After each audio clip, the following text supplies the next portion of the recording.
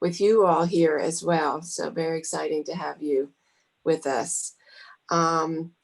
Next item is our agenda review. And are there any items that anybody would like to comment on related to the agenda or changes? And I can't see all the board members at once, so I think we're going to have to use the people speaking up rather than waving because I won't see you. I'll just mention that I do want to try to squeeze in a pre-K update. Drew Cummings sent out some information about the Durham pre-K program, and if we have time, we usually do pre-K updates at all of our meetings, and so I do want to try to get that in today as well at the end. We'll put that down before the public comments. I'm sorry, before future meeting dates. Next item is approval of our minutes. We have the February 4th and May 19th, 2020 minutes up for approval. Move approval. Second. Moved by Commissioner Reckow, seconded by Commissioner Howerton. And we will need to do a voice vote. Monica, could you help me? Monica, okay, I was gonna ask, should we talk about this today? I'm sorry, am I missing somebody trying to talk to me? No, ma'am, that was Board Chair Umstead. I think she was maybe on a call. I did mute it. Oh, okay. So I was raising my hand to, you were asking if something else to be added, and I just have a question when you start Sure. the pre-K conversation. I have a question before you get into the updates around that. So just a question. Okay. So we're going to do a voice vote, and Monica, could you help me with that by calling out the names of all the county commissioners and the Board of Education members? All right, we have Vice Chair Hill. Yes. Commissioner Howerton. Yes. Commissioner Carter. Yes. Commissioner Reckow. Yes. And yourself, Chair Jacob? Yes. Yes. And let's see here. We also have board members. I do not want to say her name incorrectly. Alexandria Bala. I'm sorry, I don't want to miss Valladares, yes. I say yes. All right, perfect. We have a board member, Lewis. And she did say yes. Could you repeat that? I think you unmuted yourself. Yes. Thank you. We have board member Byer. Yes. I'm not sure if Vice Chair Lee has come back on the line. And we also have Chair Umstead.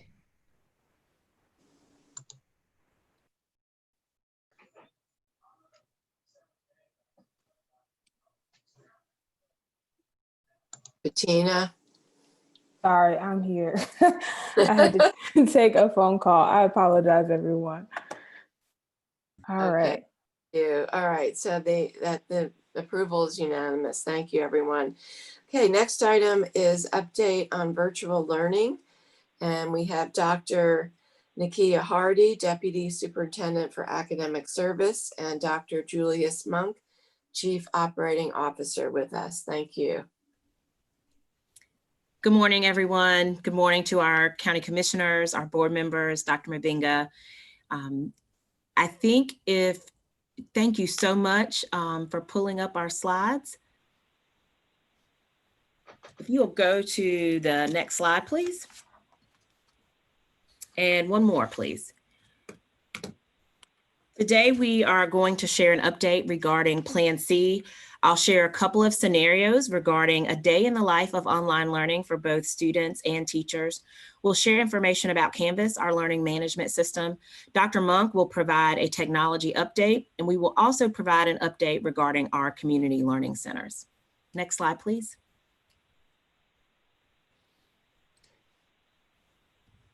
One more, please.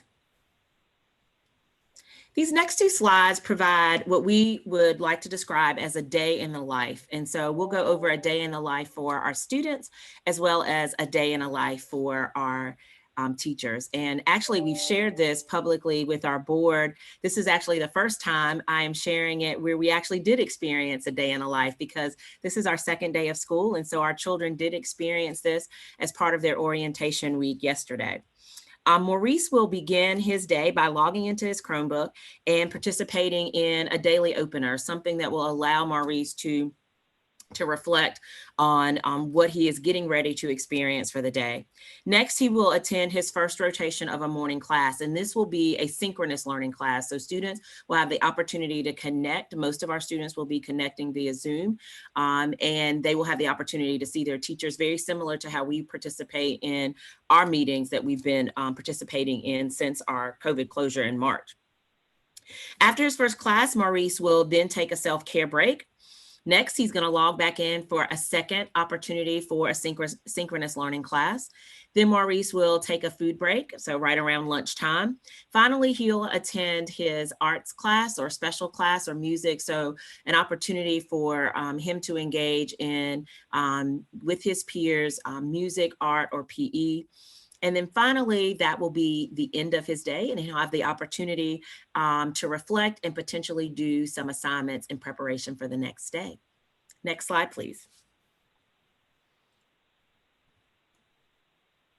So now we will talk about Ms. Gomez. And so Ms. Gomez is one of our teachers. And so how does her day look as we are in Plan C? So she begins her day reviewing her plans, getting ready for her virtual day. Then she will teach her first rotation, her synchronous class via Zoom or another video conferencing tool.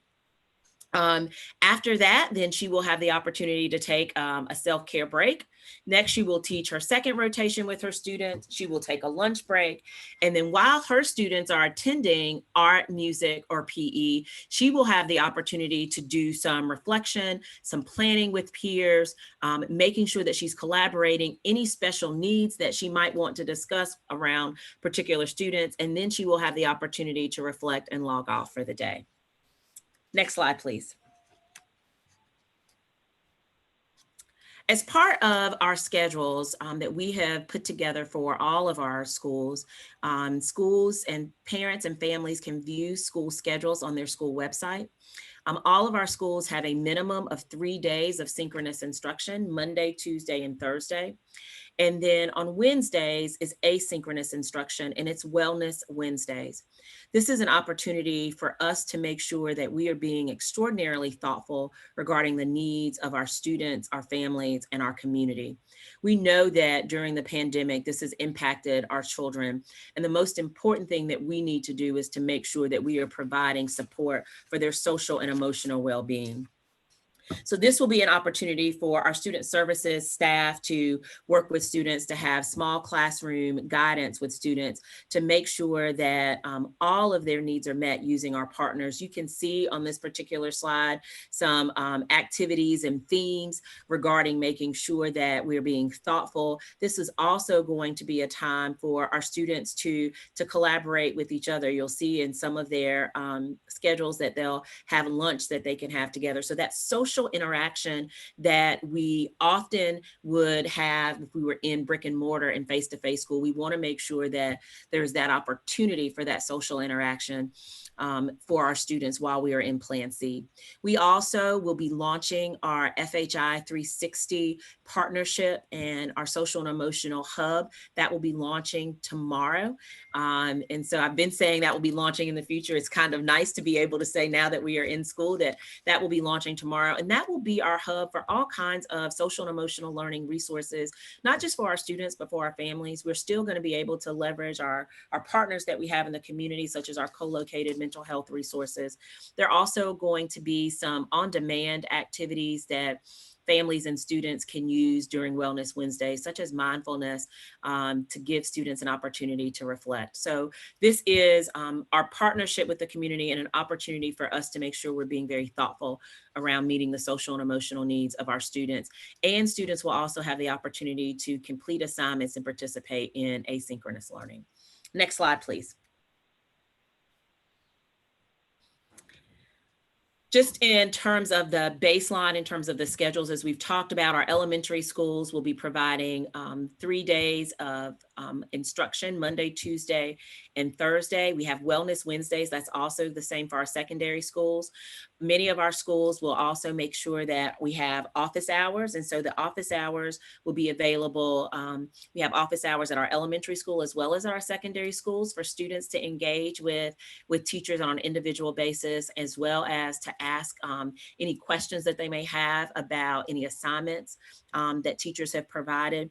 On Fridays, for many of our school schedules, the Friday schedule is going to look very similar to the Monday, Tuesday, Thursday schedule. There is some flexibility. Some schools have some shortened opportunities for synchronous learning, and then they have opportunities for acceleration, intervention, in small groups. Many of our schools also have opportunity for celebrations and for clubs. So Friday is, we call that Flex Fridays, and schools worked with their teams to develop what Fridays will look like. And again, all of our schedules are posted on the individual school website so that you can view them there. Next slide, please.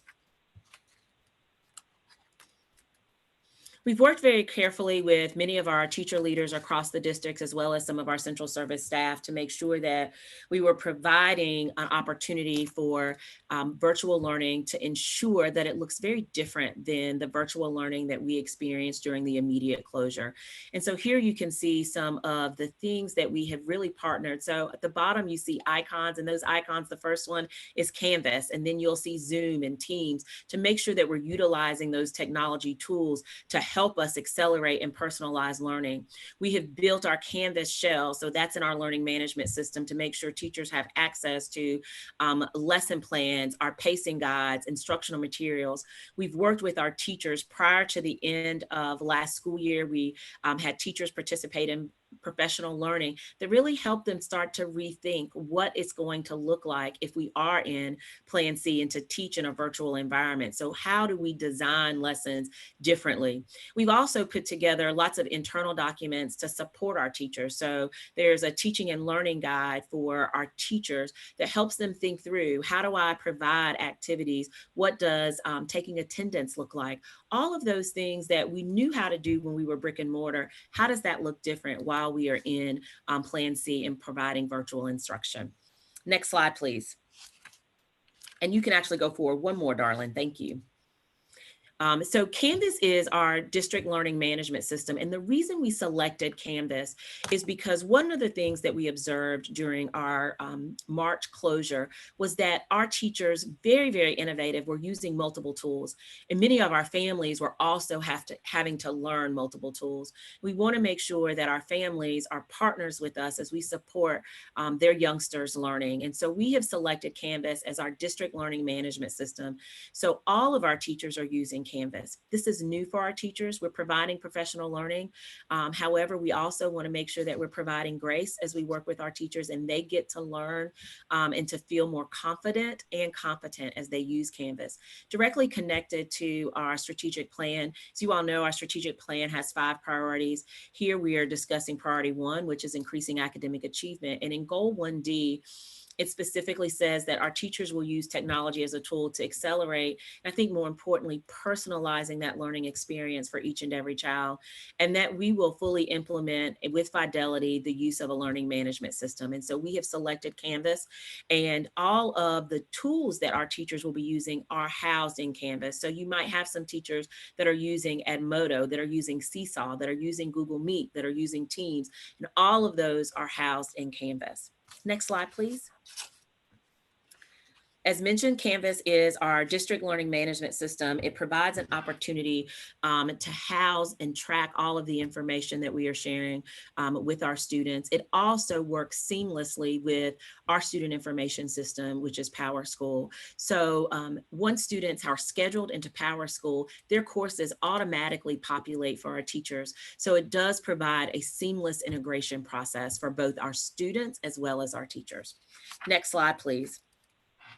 We've worked very closely, as I mentioned before, with teacher leaders across the district, as well as with some of our central service staff to ensure that our students and teachers, our teachers had Canvas shells to make sure that they did not have to create all of their courses. So when teachers returned last week, we shared with them during our kickoff how they could download those Canvas shells, and they would see information from DPS already populated into the Canvas shell. We want to appreciate all of the work and the support that we have received from our school board members, as well as our county commissioners, to ensure that we have high quality resources. And that journey has allowed us to provide high quality literacy resources and math resources. So all of those resources that are district resources were already populated into the Canvas shells for our teachers when they returned. Next slide, please. And finally, this is a partnership, and we know that this is new for each and every one of us. It's so important to ensure that we're providing the support that we need, not only to our students and teachers, but our families. Last evening, Ms. Chance, one of our teachers from Hillside High School, was on the news, and she was talking about how she missed her students. And one of the things that we know is that our teachers want to be with our children. However, the partnership that they are able to have and the relationship with our children via Zoom, like we're meeting today, and the connection with our families is so important. So we have collaboratively developed resources for our families so that they can feel that connection. They can sign up as a parent observer in Canvas so that they can see on-time assignments and announcements from their teachers. We've also provided some guides regarding Zoom and online learning and what parents need to know the first week as we are in orientation week. So our parents are our partners as we work together to ensure that we're providing the most engaging experience that we can during Plan C for our children. All of these parent resources as well, how to access Canvas, you can find on our district website. And there are a couple of places. So if you go up to the top with resources, the first icon under resources is the Canvas link, as well as if you scroll down a little bit below the banner, Quick Links is on the left, and the first icon under Quick Links is also Canvas. We're doing everything that we can to make sure that it is easy and seamless for our families to get connected, to see their teachers and their friends that they have missed during this closure period. At this time, I want to turn it over to Dr. Monk, our Chief Operating Officer, to provide a technology update. Dr. Monk. Thank you, Dr. Hardy. Good morning to Chairs Jacobs and Umstead, Board of Education and County Commissioners, as well as Dr. Mubanga and County Manager Davis. Before I begin, I do want to lift up the very hard work that our technology staff and others have been doing as we prepared to open school yesterday under Plan C. It has truly been a round-the-clock effort by those men and women, and I just want to put out my thanks to them publicly, and I also wanted you all to be aware if you were not. Next slide, please. Here you will see a timeline of events as we move towards our device deployment. On May 28th, our board approved the purchase of 20,016 devices. The very next day, we issued a letter of intent to purchase those devices to Lenovo. At the time we were scheduled to receive those devices, all but 50 of them between July the 15th and July the 30th, and then we will be deploying them to our schools as we receive them. This is where we got a little snag in the plan. On July the 20th, the United States government announced sanctions against 11 companies in China. One of those companies was Bitland, which is a technology manufacturing company in China. And they are the manufacturer who Lenovo was purchasing those devices from. The consequence of that sanction was, instead of receiving our 20,000 units, we only received 13,425.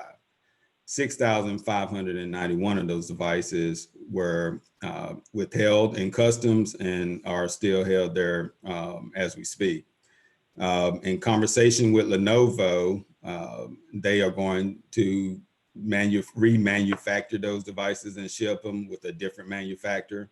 However, they do not expect that we will receive those devices until at least mid-October. Next slide, please. And so we had to switch gears and readjust our plan. And this is what those men and women have been working over the last 3 weeks on. So as of last Friday, we've actually distributed more, but as of last Friday, we had distributed 13,261 Chromebooks. Part of what we needed to do in order for us to get a Chromebook and device into the hand of each child that needed a device. And the key word here is need the device. We had to redeploy devices that were out of warranty in some of those devices.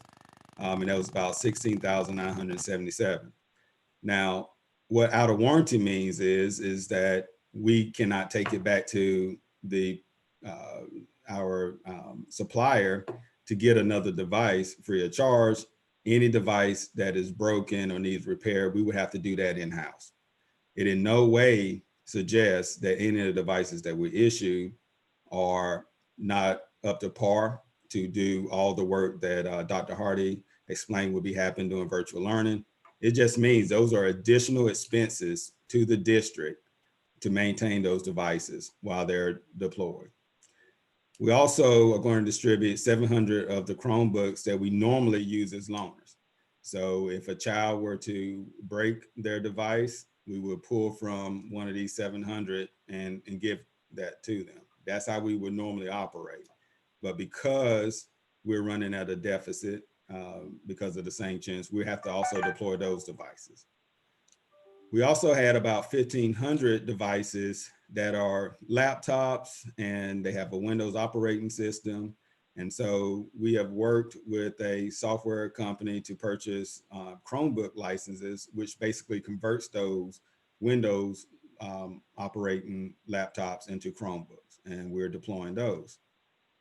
So with our new plan, with the new devices that we received, the 13.4, plus our existing devices, which are both in and out of warranty, which is the 16.9, and our converted laptops, 1,500, we have 32,602 devices. So now the difference between that number and the number of students that we had enrolled as of August the 12th, it puts us to the good about 313 devices.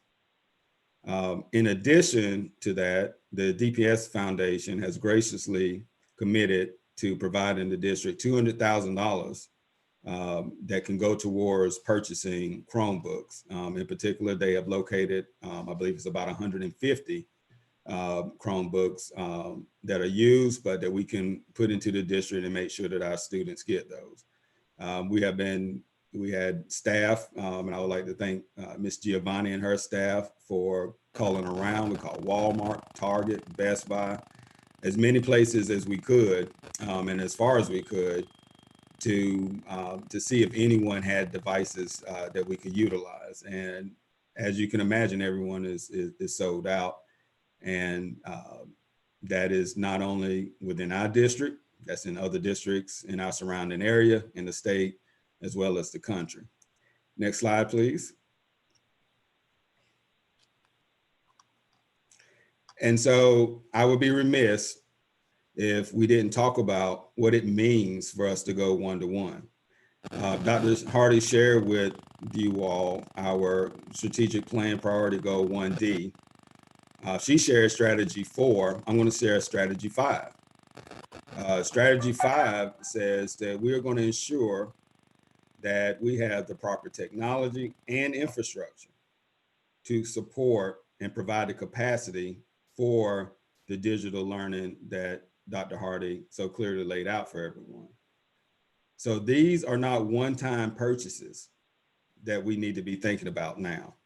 The strategic plan was to be in full effect in 2023, The coronavirus 19 has obviously fast forwarded that plan. And so in the years to come, we need to be thinking about ahead of time, how do we maintain this one-to-one device allocation that all of us said our students deserve? Here you will see a timeline of the number of devices that we need to replace each year, as well as their estimated cost. Now, we are basing this off of the cost of the devices that we have today. Typically, costs go up, but we didn't want to provide any kind of escalation factor on this because that would be, that probably wouldn't be prudent at this time. Technology is a different animal in which some devices are going to cost less than what they do today. Newer devices and more advanced in technology are probably going to cost more. But the general idea here is that we're going to need to, in order to maintain this one-to-one, in order to maintain it in a manner in which we can properly issue devices as well as maintain those devices, we believe we're going to need to replace them 8,000 a year at about $2.8 million a year. So though we're talking about what we're preparing for children of this school year, 2021 is right around the corner. We don't know where we'll be at in 2021 as it relates to all of our students being in school, or if we still may have to do some of this hybrid. But what we do know is that the life expectancy of many of the devices that we're deploying will be at the end of their life starting next year. And we need a strategy and a funding source in order to replace those devices. Next slide, please. So beyond our Chromebooks, we have also been deploying hotspots. On July the 16th, our board approved the purchase of 6,000 hotspots. At the unlimited service data agreement, that equated to $1.6 million for the district over the next year. When we moved, this all happened prior to the district moving to Plan C, in which every student would be virtual, not just our high school students. This obviously has added additional families that would need internet connectivity. At the same time, we were learning that a very, very progressive and important project being led by the city of Durham, the Durham Housing Authority, as well as Duke University, to provide internet connectivity to each one of our housing authority communities would not be able to have all of those communities up and running by the start of school. And so at the time we had anticipated that that would be anywhere between 1,500 and 2,000 students, given the fact that we were hearing more families were moving in to the housing authority because of the economic situation. I would also like to give a shout out to Mr. Anthony Scott, and Mr. Melvin Green with the Housing Authority, who I've been working with over the weekend to identify the DPS students that live specifically in the different units so that we can make sure we have an accurate accounting of hotspots that need to go directly to those families. And what we've identified is about 1,000 students that are DPS of the more than 1,300 students that live or children that live in those housing communities.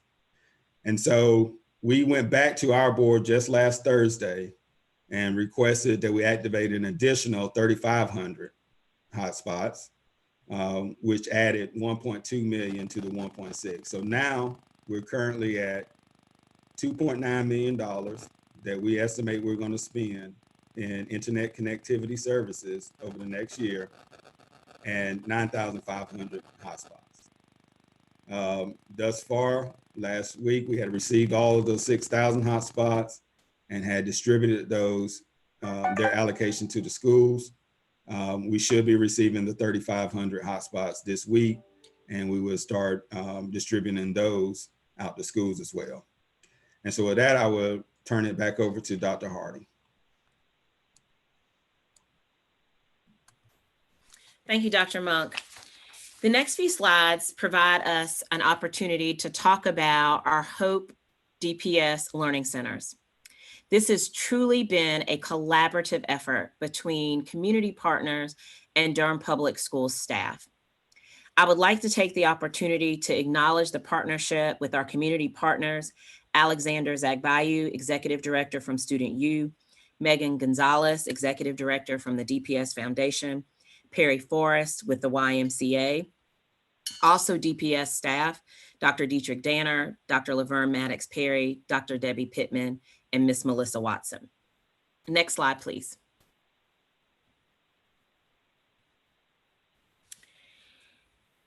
I would like to just take a brief moment to discuss our rationale regarding our Hope DPS learning centers. We need at least 3,000 slots for DPS students across the community.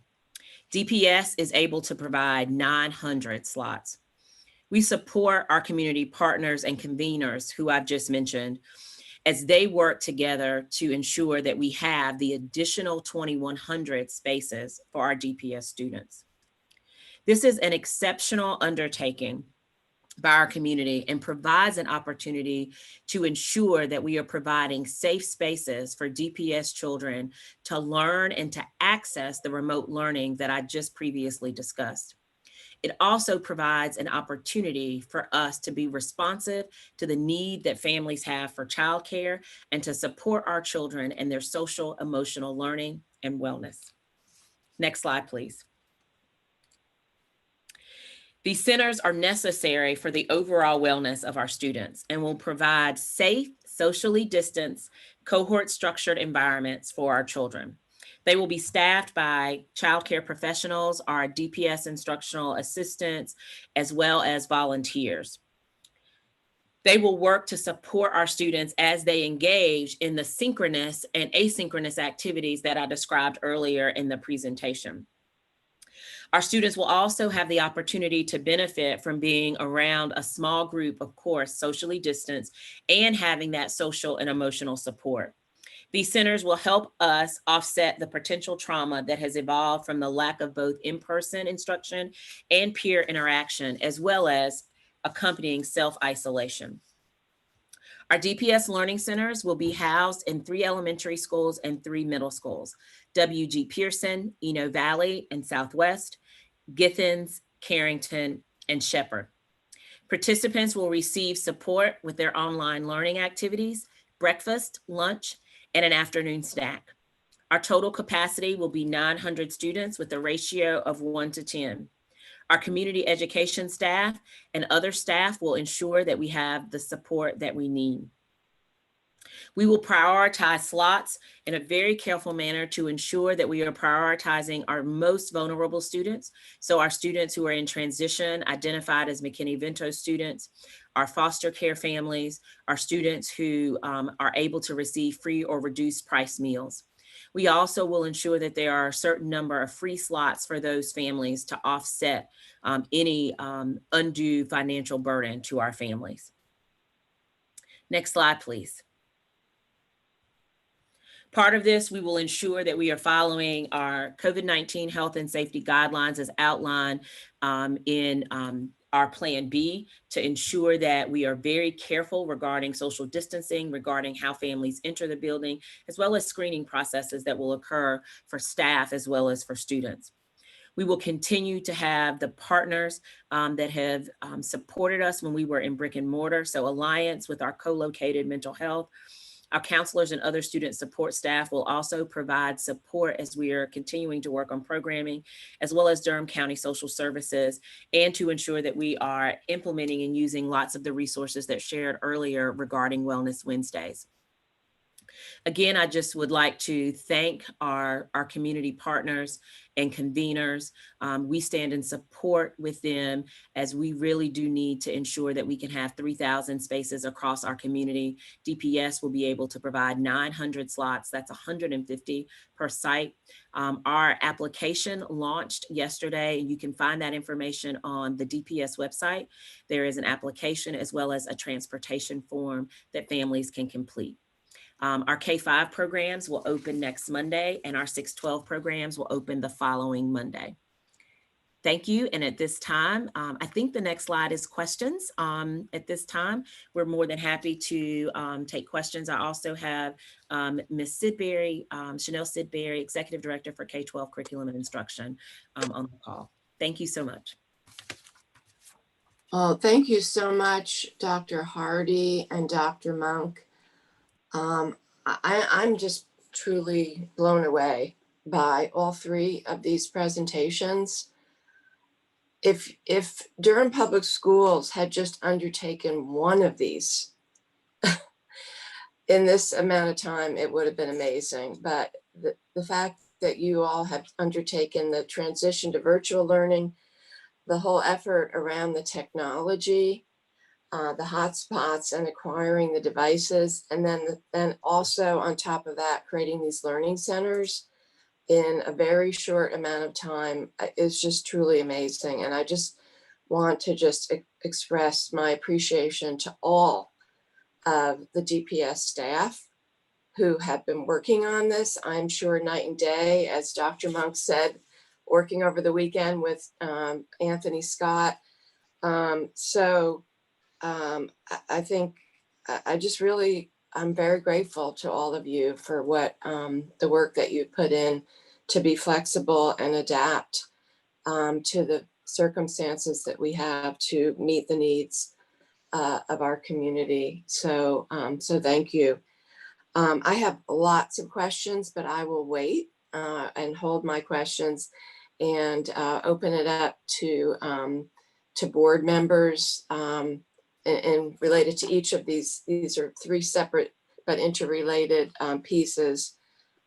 So if you could just, I can't see everyone, so if you just speak up, I'll try to recognize your voice because I'm looking at everyone on an iPad screen. So board members, questions? So, Madam Chair, Commissioner Howerton. Yes. So thank you. I just want to say thanks to the school board and all of their partners for working so diligently and so hard to take care of our children, because that's the most important thing that any of us can do in this community is to take care of our kids. I have one question that I did talk to Zach about this morning, and I just wanted to get some clarification from the administration about this communication that I received talking about this program being unconstitutional. Can you share a little bit about how you guys see what they're talking about? This is from Phil Berger from the North Carolina General Assembly. Do you know about it? And if you do, can you share a little bit of information about it?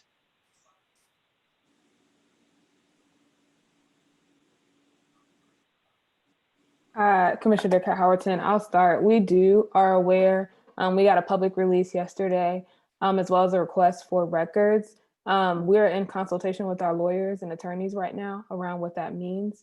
I think we want to think about, what does it mean to provide this additional service for our students and families today? And so we're not ready to discuss the details of that. Okay, I guess I was just wondering if we went ahead and did it anyway, if there would be any consequences for us.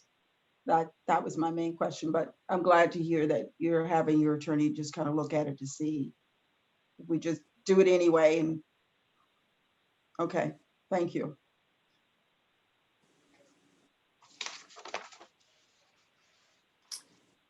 Any other questions, comments from board members? Commissioner Reckow, I can see you. You're on mute.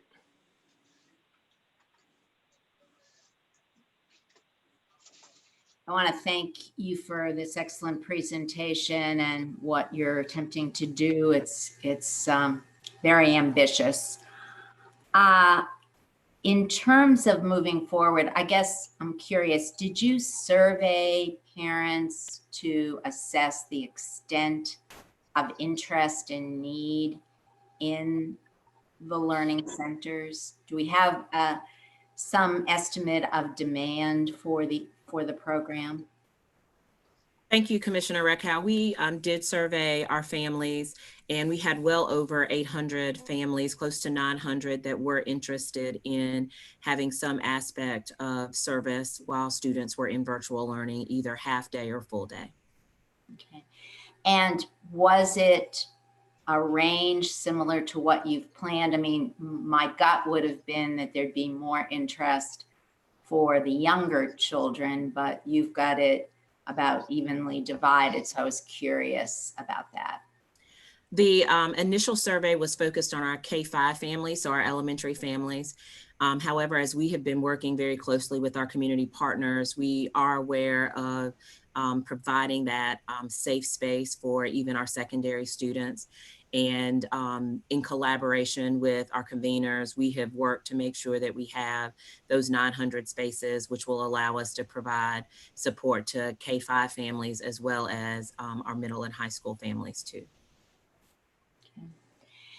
And if it was indicated, I missed it, what would be the hours of operation of the centers? I'm looking at Dr. Danner. I think it's 7 to 6. Okay. Yes, the hours of operation are 7 a.m. to 6 p.m. But is it flexible so a parent can pick up early if they want to? Yes, the program is flexible. Parents can enroll on a half day or they can attend a full day program. Okay. And at the learning sites, will there be any, if a child is, it's evident that they're just not keeping up, you know, that there's need, for instance, for extra help, extra tutoring, will there be a mechanism to provide that or not? So the purpose of our learning centers is to make sure that we're providing those safe spaces for our students to connect with our teachers, as well as all of the support staff that are there at the school. We also have built in some self-correcting mechanisms, such as office hours, that will allow our teachers to engage and interact. So our community education staff, our instructional assistants, will definitely alert our teachers if they do think that a student needs additional help. However, the Hope DPS learning centers are not, they are not replacing our teachers and other educational staff that are providing that instruction through our virtual learning. They are providing a space for our students to ensure that they are safe, to ensure that we're meeting their social and emotional needs, and that they can connect with their teachers. Okay, that's a very good point. So what you're basically saying is the effort to remediate would actually be more housed with the class teacher, who would find other ways to intervene and provide assistance outside of the learning center environment through some other mechanism. Is that what you're saying? Yes, ma'am. When you look at our school schedules, there are, in our elementary schedules especially, almost every day there are periods identified as acceleration and intervention. At many of our secondary schedules, you will see that occur on Fridays. And so those are the small group opportunities that when we were previously in a brick and mortar setting and you had that 2-hour literacy block, you would often see some direct instruction, and then you would see students in small groups. And sometimes you would see a teacher, for example, at a kidney table with 4 or 5 youngsters. And so I want you to think about, how do we replicate that specific interaction that a teacher has with youngsters in their classroom that need additional support, intervention, or acceleration? So we've built that into the schedule, which allows our teachers to pull together 4 or 5 youngsters that might need some acceleration and or intervention. Teachers can also use what we call breakout rooms. We've done that in many of our task force meetings and other meetings that some of you have participated in. So it allows us to start as a whole group like we are today. And then you set up breakout rooms, and they're these individual rooms where a teacher and an instructional assistant can go through and work with the students. Very similar to what you would have seen in a classroom where you had centers, you had 4 or 5 youngsters in corners throughout the room working on particular activities. So we want to make sure that our teachers, as well as our students, students have this opportunity to engage if they do need acceleration or intervention, to make sure that we're filling those gaps and keeping them all engaged. And that's the role of our teachers. We're also going to be making sure that we are implementing our individualized education plans, our IEPs, through teletherapy. All of that occurs through the virtual space. The learning centers provide a safe space for students so that they can feel comfortable engaging, turning on their camera and working with their teacher. Thank you. That's super answer. So then I just want to ask, because I've heard from parents of young children concerned that it's very hard to learn reading virtually. So I'm curious what your strategies are around that, and how often will assessments occur, and what special steps do you have in mind to try to keep students on track? Curious about that. I'm talking about particularly first and second grade, let's say. We know that our earliest learners, so our pre-K children, through third grade, this is their opportunity to learn how to read. And then as they move beyond third grade, they're actually reading to learn. So it's critically important that we have those fundamental skills that are taught. Really want to thank our Board of Education, as well as our county commissioners, in supporting our efforts to ensure that we have high quality literacy curriculum. That was one of the last approval processes that we were able to have actually in a face-to-face board meeting format in the spring, where our board members approved HMH, which is Into Reading, as well as American Reading Company. So our elementary schools have high quality literacy instruction that they will be able to use to begin to teach our children how to read. We've also worked very closely with Dr. Julie Spencer and Research and Accountability to ensure that we have a couple of pieces. So we have formative assessments that we'll be administering at the beginning of the year. We also, our board has also approved the implementation of iReady, which is a diagnostic tool, which allows us to assess very individual skills and standards. So this information is critically important because what it does is it very much like a diagnostician, so a doctor to diagnose a particular symptom, then we can say that these group of students really need to work on this particular letter sound, and that teacher can use the intervention and acceleration time to bring those youngsters together to work specifically on that particular sound based on the data that we have. So although none of this is a perfect replacement for our face-to-face and brick and mortar, we have worked collaboratively with the support that we have received from our board in providing those high quality materials and resources to ensure that we can provide that support for our youngsters as they learn how to read, because we know how critically important that is.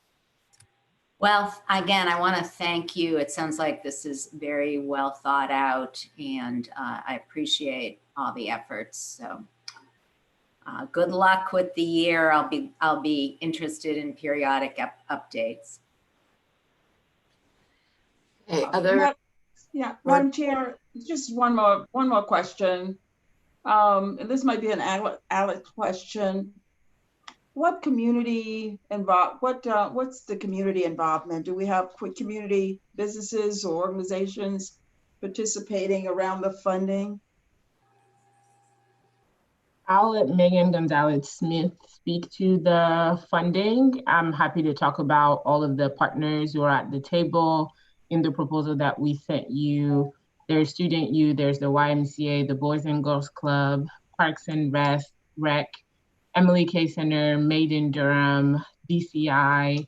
We are in conversations with churches to be able to turn their sanctuaries and other spaces that they gather to become learning centers. So it's really been a community-wide effort of partners who are coming together to say, we recognize that we need to support 3,000 students and we want to support the district. We're so grateful for the 900 seats, but we need 2,100 additional seats. Another organization, Kate's Corner. And so we've been working together to build this model that is similar to DPS's, that it focuses on this idea of safe space and also making sure that all of the spaces that we provide are free. It's really, really important to us that our most vulnerable students feel well cared for in this season. And part of the proposal that we have put before you, which I hope we get to talk about, the financial investment, the cost of that is that we want to make sure that there are incredible staff who are leading these centers to make sure that our children are well cared for. We certainly will use volunteers for what feels appropriate, but I know that there's been conversations around how can we get creative, and we're trying to be as creative as possible while also ensuring that there's consistency and professionally trained staff to ensure that we are creating safe, welcoming, therapeutic environments that support our children for the long haul. It's important to us that we can commit at least the first 9 weeks. And if our district needs to go into an additional 9 weeks away, that we can have the funding secured in order to make sure that we can see families for the duration of the time. I'm gonna let Megan speak to the philanthropic portion of the work, because the DPS Foundation has been boldly leading our community and championing why we need learning centers and trying to bring in philanthropic dollars. I think it's important to name that we are still going to need an investment from the county and the city in order to be able to pull this off. And so we will certainly do our best to bring in philanthropic dollars, but we are making a request to you all to invest some dollars upfront and early so that we can kick these off and can continue to do the philanthropic fundraising. Megan, I'm gonna pass it over to you. Well, could I ask a quick question? I'm just confused. Are we going to get I was focusing my questions on the DPS presentation. Are we going to get a presentation on the proposal by the Durham Public School Foundation? There's not additional scheduled time right now for a presentation on that. We would be happy to come back and share a presentation if asked to do so. Alex and Forrest Perry from the YMCA are on and can also answer more questions about the model that would be run by community partners. So they can definitely speak to that now. And I think we're happy to take time now to talk about the proposal that we shared and how community partners, as part of this Hope Centers model, will be trying to fill in this gap of 2,100 seats that are needed. I do have questions, but I don't want, I'll wait because I asked a bunch, so I'll hold off, but yeah. I didn't realize that we weren't going to have a separate presentation on that. Yeah, and I just wanted to make people aware of the time also. We're already over time on this item. So we can certainly bring all the community partners. If necessary, we can even have them add it to our agenda for our Monday meeting on August 24th. But I think we can at least start discussing the issue now and even direct staff, if need be, with some questions that we may have as a board. So Megan, why don't we just let you go ahead, and Forrest, and try to keep moving on this agenda item. So Megan, go ahead. Madam Chair, Wendy, I'm sorry. Has her hand. Thank you very much. I've had my hand up for a while, and I know it's hard on Zoom to see everyone. I forgot you were on an iPad. I think it's really, really important that you guys started with acknowledging all the work that we have radically asked our teachers and staff to shift to, and acknowledging the gains that we've made. But I would say, as a board, I think it's fair to say that our biggest concern is this gap, and filling this gap with learning centers in some way profoundly today.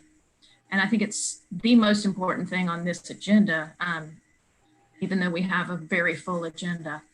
I believe when we put this application out, we will see that we need 3,000 free spaces and 3,000 paid spaces in this community. The gap for childcare needs is so profound. And you can see that just, with Carolina having to shut back down yesterday, that this COVID is very much still here.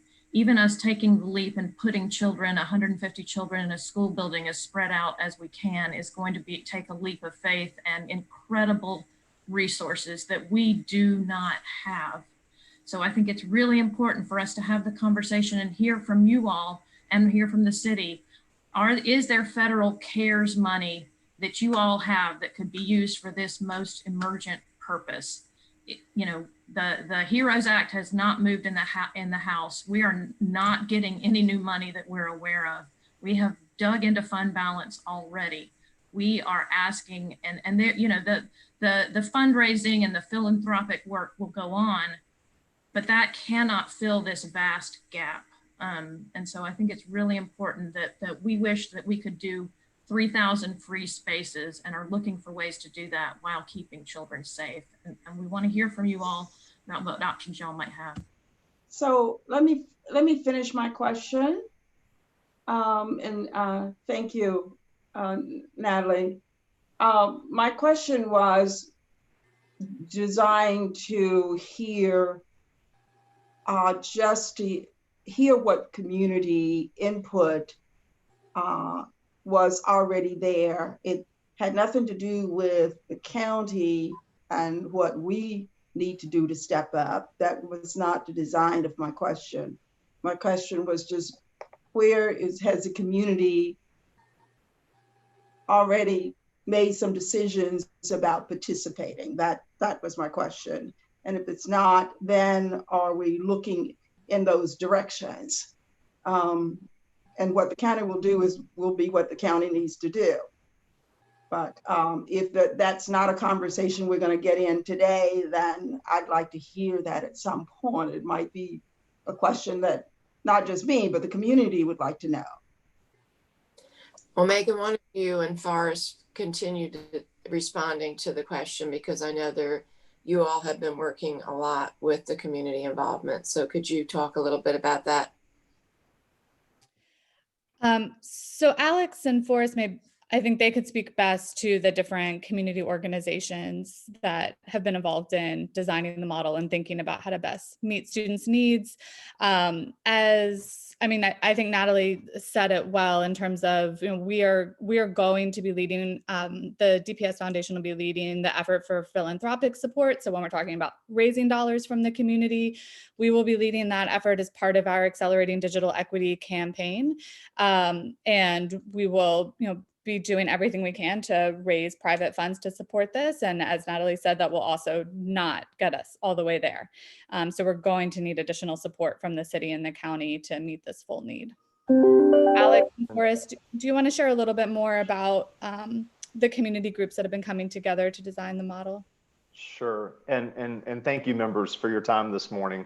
Again, Forrest Perry with the YMCA, and Commissioner Howerton, to that question specifically, one of the things I would share is, I know for our organization as the YMCA, we felt that demand from the community when schools closed originally back in March. You know, there was an immediate surge of communication from the families we serve and support across the Triangle, not just in Durham, about helping to provide care for children during this really difficult time. And so as an organization, we pivoted to begin providing childcare for essential workers by the third week in March, 2 weeks after schools closed. And then throughout the summer, we've continued that. We've expanded that, providing summer day camp offerings, both locally here in Durham and again, as throughout the Triangle. And again, continue to expand that as we head into the school year, working directly with DPS, but also with other school districts around the Triangle. The best data that we have, Commissioner Howerton, to inform that decision, the YMCA, like Student U and other organizations, serves a significant number of students in our community on a free or reduced basis. And what we have learned since March is about 40% or more, but right around 40% of eligible students for those programs have felt comfortable coming and participating in that, right? So we're not going to fully remove concerns about COVID and other things like that. But about 40% of the families that we've reached out to provide those services have taken an interest in that. So to that extent, if you look at a 65% free and reduced lunch population for DPS, I would very easily say that there's the demand to member Byers' point, easily for 3,000 free seats and easily for 3,000 paid seats. But specifically to say, yeah, there's been a tremendous need and demand that we as a community organization have heard from our families. And I know Alex has felt the same from her families and the other partners that we've been involved with in this work, whether it's been DPR, the Boys and Girls Club, other entities, we've certainly heard a significant demand for these services. Well, thank you so much. I'm sure that the county will pick up the tab of what we need to do. I know that there are people in the community that are eager to want to do something. They want to do something. So hearing from you that there's a possibility that they could plug in, I think is important. So thank you. Yeah, we've been as open and porous as possible. So if you are hearing Commissioner Howerton from people who want to participate in this effort, please send them our way. I think Forrest and I, Megan, are spending 90% of our work weeks thinking and working with partners. And so we certainly want to continue to be good partners. And we currently have a number of seats that we can turn on live now, but Forrest and his team are spending a lot of time looking at spaces to continue to ensure we can grow our space. So anyone who wants to speak with us, we are happy to do that. And I'm grateful to hear you say publicly that the county will pick up the tab. That is exciting. I didn't say the whole tab. I didn't say the whole tab. You said some amount of tabs. So I was like, whoo, yes. We'll do what the board will commit to. I'm grateful for that and look forward to continued conversations, all jokes aside, because school started yesterday and there are young people who are needing these services, and we want to make sure that we can go live as quickly as possible. And for the long haul. So we're grateful for the expeditious way in which we're having this conversation. Thank you. Okay, other board members who have not had a chance to speak yet. Commissioner Carter. Thanks. And I really also appreciate the excellent presentations and really believe that in the same way that Durham County and Durham City emergency management leaders have really stepped up to deal with the emergency and have worked with the community around, housing challenges and food challenges, that Durham Public Schools and its very close partners are doing an equally amazing job at trying to address this emergency, this learning emergency, this emergency for our children who are more vulnerable because they may not have the space that's safe and conducive to learning. They may not have the access to the devices, et cetera. So thank you very much for all the thought that you've put into this. And I really do want to just sort of cut to the chase, cut to the crux of the matter and talk about the limiting factors in, doing this to the degree that we need to as a community. And so one limiting factor is funding, clearly, and I'm interested in knowing, very specifically what the ask would be, and also hearing from county staff about what are the potential sources of funding for this that the county has within our wherewithal in some way. And then the other question is about what the limiting factor in the number of Durham Public Schools sites that can be one of these learning centers. It seemed like from the materials we got over the weekend that it might be less expensive for Durham Public Schools. The per pupil cost might be less expensive for the sites that Durham Public Schools is running compared to the community partner run sites. I'm not positive about that. I couldn't quite wrap my brain around all the numbers, the dollar figure amounts, but it would make sense to me that it might be less expensive for these centers to be in our schools. And so it's great DPS feels like they can fund 6 centers and for 6 centers at 6 schools for 900 students. And I'm just wondering, what is the limiting factor for DPS taking on more of those? Is it money? Is it personnel? Both, something else? To me, as many as we can do in our schools just seems to make sense. Maybe not. Maybe there's a real advantage to having them more community-wide, but we've got these buildings. We have learning centers, they're called schools, and if we could use as many of them as possible, it seems like it would be good.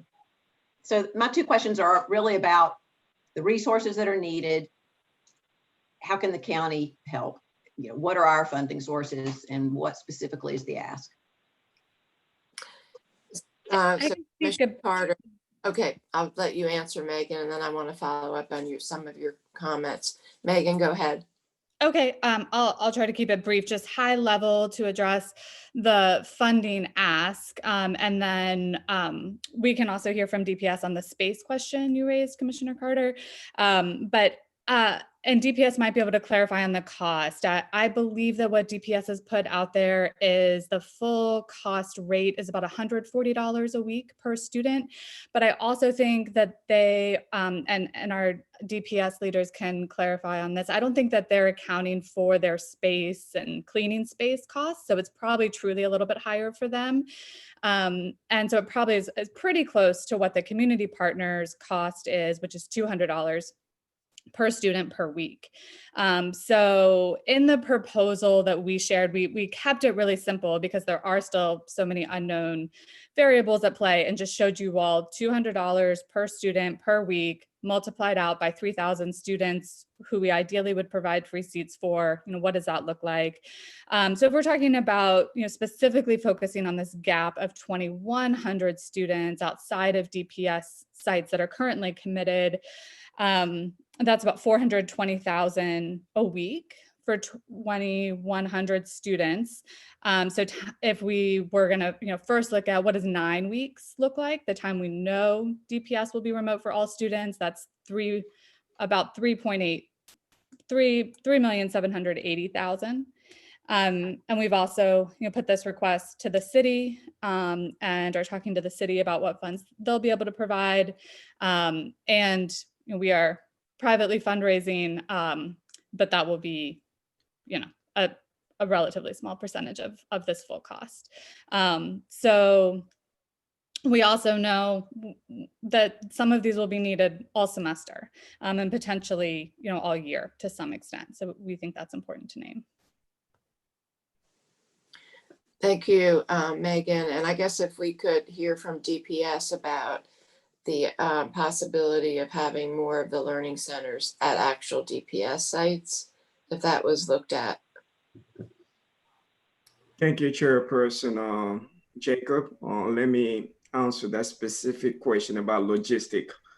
So I think for us, as we came up with those 6 sites, I just want to remind all of us that we're still on Plan C, and we don't want to open up too many of our facilities for that particular purpose.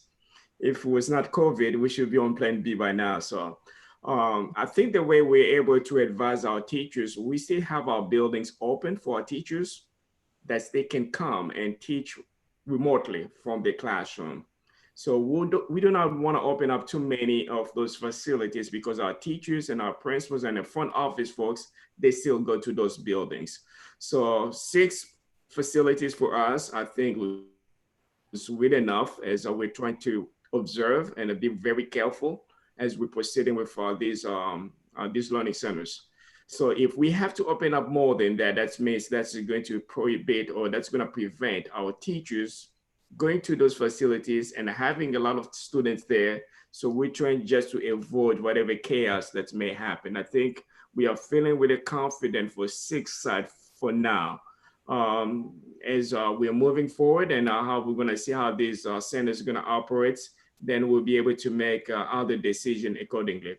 So we also want to make sure that our teachers are going to have access to their rooms and start feeling comfortable in case that we get to the point where we have to go to a Plan B. They have been accustomed to come to the building. They know how to teach from the building. And that's where, when students come, it's going to be a little bit easier. I think as I presented this to our board last week, 6 for us, I think that's the maximum that we can take as we're still going through this COVID. So we are cautiously moving with these 6 centers.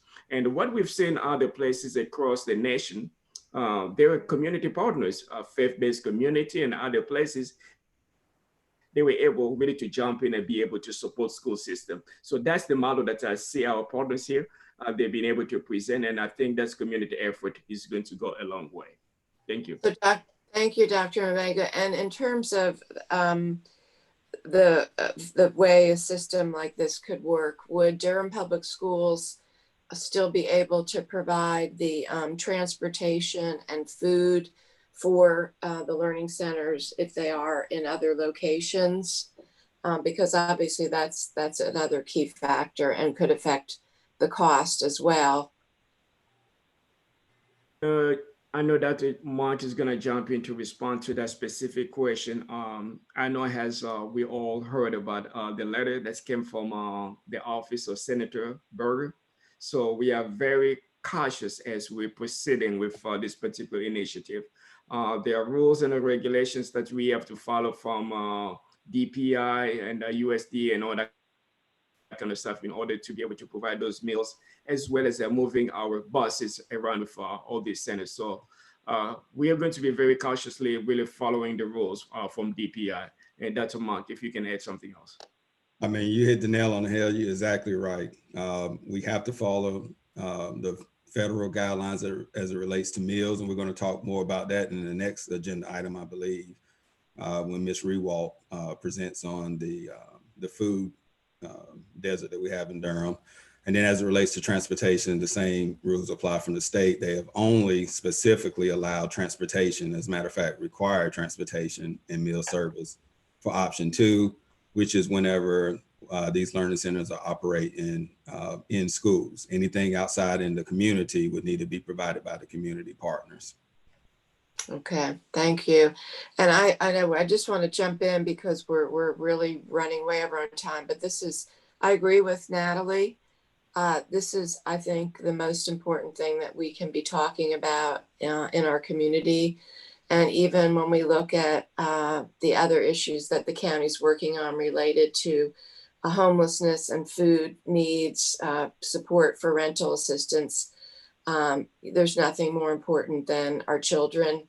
The county's priorities have been focused around investing in our children, in reducing trauma, promoting resilience, and even things like gang prevention.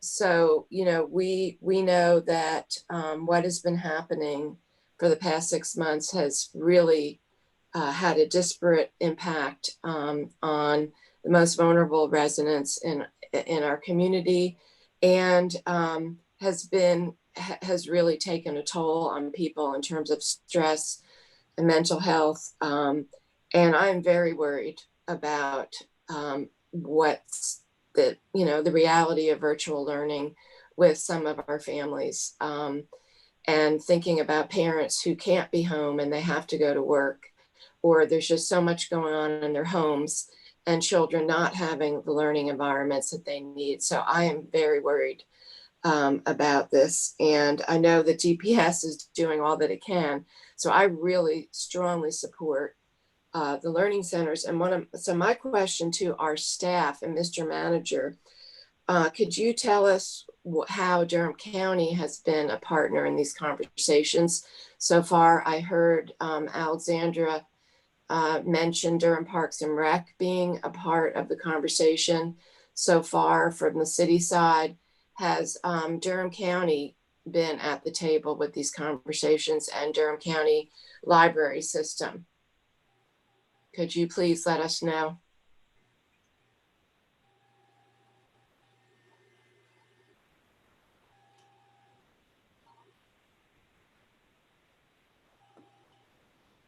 Mr. Manager? Can you hear me? Yes, we can hear you. Yeah. So we've not been directly engaged as it relates to the conversations associated with the cost that we are hearing about this morning.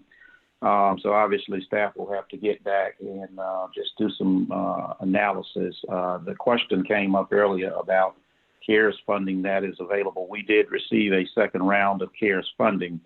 That was about $6.2 million. Of that $6.2 million, 2.9 will go to the city of Durham in the CFR funding allocation.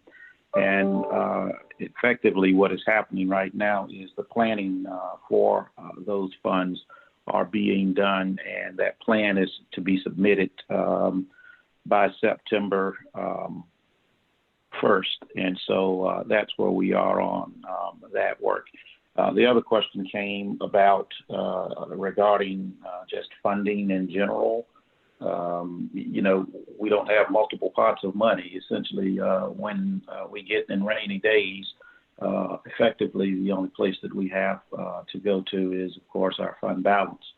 And so, you know, what my staff would be required to do is to take what we've heard today and to go back and to see essentially what our ability is in terms of participating. And so I'll stop there. I do know that we have over the last week or so been working on our fund balance analysis just to have clearer insight in respect to how we're being impacted by COVID. I can tell you definitively that it is in fact down. And of course, there is a slowing in some of the revenue streams that we are seeing in our financial operations. So that's what I can report now. And I think Claudia is on. I don't know if she has anything further that she would like to add. Well, Mr. Manager, you just mentioned our second round of CARES Act funding. Our board has not actually received that information yet. So what is the exact amount that the county will have in the second round of CARES Act funding? No, about 3.3 million.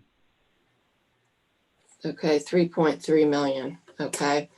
And in terms of just looking at possible use of county resources, could somebody explain how is the city Parks and Rec going to be supporting this effort from one of the partners? If you could explain how the city is contributing in kind.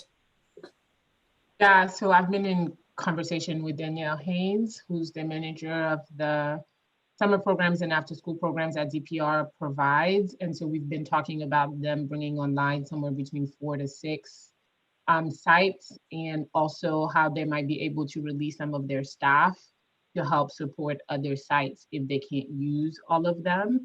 We have been, all of us, one of the key decision hurdles that we needed to get around was this new regulations from the NC Child Commission. And so we've been able to work with DPS that we need to submit a memorandum of understanding that would enable us to have shared liability with the district. So we're all working on putting that in place so that we can bring these sites on. And so that is how DPR will be supporting as being themselves sites, and then sharing potentially, if they have the capacity, some of their staff to support other sites that go online. Okay, so the city is doing an assessment of their facilities as well as their staff. So I'd like to hear just from other board members, if we have a consensus.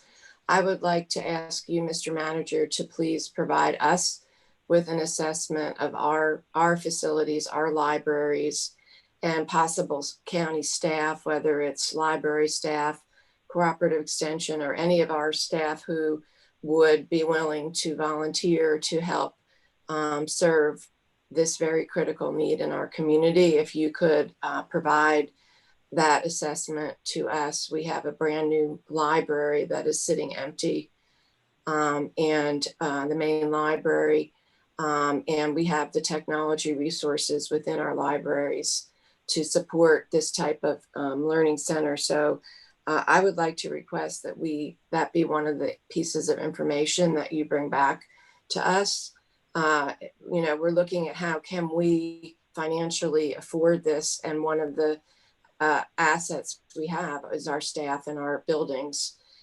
So if we don't have the direct funding, then I would like to know what are other indirect ways in kind that we could participate, and as well as the CARES Act funding that we're getting, whether this could be something that is covered.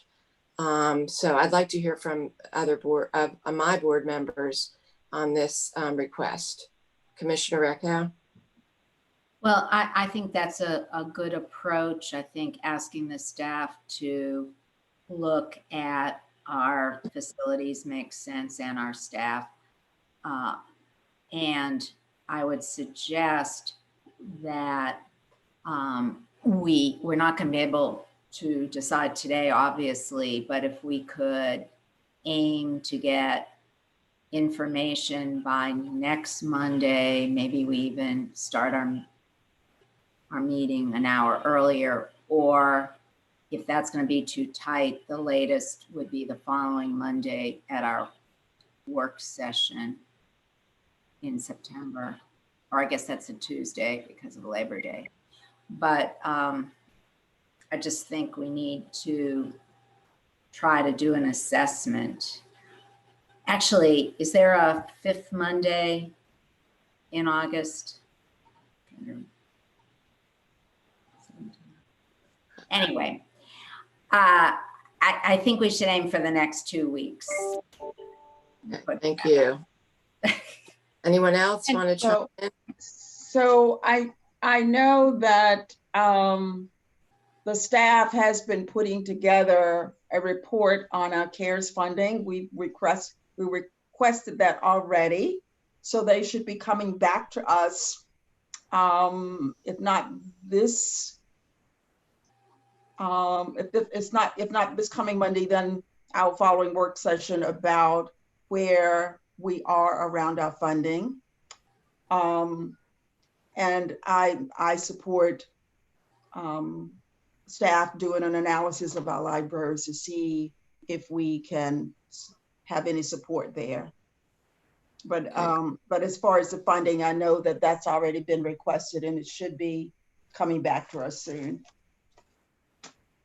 Okay, thank you, Commissioner Recco and Howerton.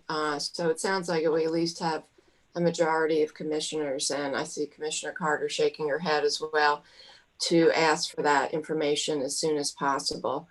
I want to give, I think, oh, Alex, go ahead. Commissioner Jacobs, if I just yes, just share with y'all the timeline that community partners are working on. I appreciate that you all are trying to move this really quickly and hear lots of urgency from you all around this, and we're really grateful for that. Today is the second day of school. Our community partners are hoping to bring sites online around September 8th. But to open enrollment and be able to tell families if free access will be available, we'll obviously need to know if funding commitment is there. So I'm working on the foundation side to get a commitment from our campaign team around philanthropic dollars, but for them to be able to open seats and be able to make a commitment to families. Just want to share that timeline with everyone of what the community partners are working toward for September 8th, and appreciate anything y'all can do to try to help clarify funding as quickly as possible. Okay, so sounds like we definitely need to add discussion to this, to our meeting on Monday coming up on the 24th. I want to, Alexandra, I think you were trying to speak earlier. I didn't want to leave you out. Did you want to say something? Megan said everything that I was going to say, so we're good. Oh, the other Alexandra. Yes, oh my goodness. And we've got two. I love it. I love it. We have I love her name, Alexandra.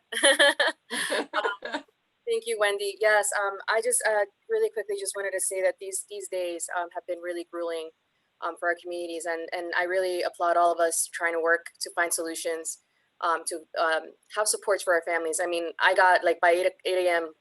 yesterday, my phone was just between the emails and the messages, and a lot of it had to do with, technology. It had to do with just logistical things. And I know that yesterday the site was down statewide, so there were things that we couldn't help. But I think this all brings into it brings solutions that include, what the unique experiences are of different stakeholders. So what does it mean for a mom who has never had a Chromebook, and so she got a Chromebook from DPS, right? But it's like, what is Power School? Like, there's still parents asking, like, how do you even get into these things? These systems that these platforms that are pretty tech complicated, they're complex, and so a lot of our families are having issues. And so I have a lot of hope for the Hope Centers. I do mean to be redundant there, because a lot of our families want to have access to more support, and I know that we don't have enough sites. Also, when it comes to technology, I did see the presentation outlining the emotional support, having a remote learning in a safe space. But there's also a tech piece. As a city, I know that there have been small grants that the city of Durham has given to some moms. They've been proactive, asking the city, can you give me computer literacy classes? And I know in East Durham, parents that work with DCI have gotten a small little grant where 10, 15 moms were able to do a little bit of computer literacy, but I would love for us as a county to also implement computer literacy, language access, make sure that that is standard throughout, throughout everything that we do. And it's just like a plea also for safety when it comes to COVID. The other thing is there is a model for community health workers. And as I look at it, even when we're opening a site, we have to really be mindful of the risk that it poses in terms of transmission, in terms of spread. And so I do know that the state has some funds and where they are empowering community members to be trained, to be able to drive that message. And wherever they go, whether they live in a complex, in an apartment complex, if they are empowered with knowledge, they're going to influence that whole sector, like that whole apartment complex. Some of our moms who have talked to me about being contact tracers, I mean, you should hear the excitement in their voice. They're getting tools, they're learning about it, they're influencing other people. We have a better chance to fight COVID, inequities, as long as we empower our community with tools. So I just wanted to just put it out to the county, whether there is support also for what DPS is going to need, which is we're going to need safety protocols. We're going to need people that are trained. And this model of community health workers is something that I'm really, really, really excited about. And just wanted to check with you all. What are your thoughts on that? There's also a need for tools, technology like an app. And there's an app already that is at Duke that kind of does systems monitoring, and anybody who wants to help needs to be monitoring their own symptoms too. So everybody who steps in a building, whether they are a volunteer, whether they're a community health worker themselves, or parents that are willing to do whatever they can to volunteer to support Hope Centers, they need to be monitoring their symptoms. So that's a lot that I kind of put out. I didn't want to take too much time. I know we have limited time, but just wanted to throw that out. And thank you, Wendy, and all of you. Thank you, Alexandra. You just brought up lots of great points, and absolutely public health would need to be a partner in all of the Hope Centers and best practices. And yeah, I mean, we need to keep talking about all the things that you brought up. We are going to be taking up the health ambassadors proposal. I'm really excited about it too, on Monday at our meeting on the 24th. So yeah, there's lots of opportunities to bring people in, and we need to keep working on them. So thank you. This is an opportunity for us to build on things and make changes that we need to make moving forward. All right, so we are, I think we know the direction, at least from our part, that we're going to move forward. We've made requests for staff from the manager for information that we need to be able to make decisions. And so I think we're going to stop this item right now because it's already 10:30 and we still have the rest of our agenda, but we've got to work together to make this happen for our community. That I think we can all agree on that, and we need to move quickly and adapt, just like Durham Public Schools has been modeling, I think, for all of us, for all of your staff. If you can do it, we can do it. So thank you. And thank you to Alex and Forrest and Megan too, for all of your leadership on this, and look forward to working with you as well. I wanted to give Mike, did you want to make a quick comment? You also said, you texted me that you wanted to make a quick 1 minute. No, I'm good, thanks. I was just gonna shout out our IT department. The work that they did over these last, say, month and a half, is hard for, I think it's hard for people outside of technology. And did I stop? Can you guys hear me? Yes, we can hear you. Okay. I'm sorry. I'm on a hotspot because my internet is down up here. But the work that they did over the last month or so is far greater than any corporation can do. You're not going to see a corporation that's going to be able to order, deliver this many laptops and create an infrastructure and create apps online and connect with this many students in the matter of just a couple of months. That doesn't work. It doesn't work like that in corporate America. And so the feat that they've completed over the last few months is I'm going to continue to keep shouting that out because, you know, companies, they have to deploy 500 at a time, maybe that's at the high end, but to do thousands, put it in the hands of users and have infrastructure to sign in and a plan to address that is it's very hard to explain the size of the challenge that they accomplished. And I'm just going to continue to shout them out because it's still unbelievable how much work that they were able to get done over this time for our students and for Durham County in general. So just thank you guys to the DPS IT and operation staff. My mind is just blown from what I've seen. So thanks. Thank you, Mike. Okay, next is our update on the feeding program, and Donna Rewalt, our Cooperative Extension Director, is here to speak about that. Great. Thank you very much. Thank you, commissioners, board members. Thank you, Manager Davis and Superintendent Mbenga. I think Monica's pulling up our slides. In addition to being the County Extension Director, I am the County Feeding Co-Lead with the Food Security Task Force, along with Michael Davis in Strategic Initiatives out of the Manager's Office, and Kelly Warnock, Nutrition Manager in Public Health. And feeding is certainly one of those most essential of needs, and we know that we've had dramatic changes. Our new virtual environment has created additional challenges with feeding, and we're aware of that. I am a DPS parent, and I am greatly appreciative to the school board and to our partners in the schools. I've been remarkably impressed with how our schools have tried to respond to all the various needs of our students. And I just witnessed the portrait that you all showed. I am very fortunate that I am able to work from home. My student, I heard him on his first class. I saw him take his break. Now he's back on another class. I'm seeing that system work for me, but I know for many parents, food and security are so important in their lives, and it takes a lot of time and effort to work to feed your family during this time. We know that food insecurity has more than doubled, and we also have a lot of people who are newly food insecure. So if you could move to the first slide, Monica, that'd be great. Thank you.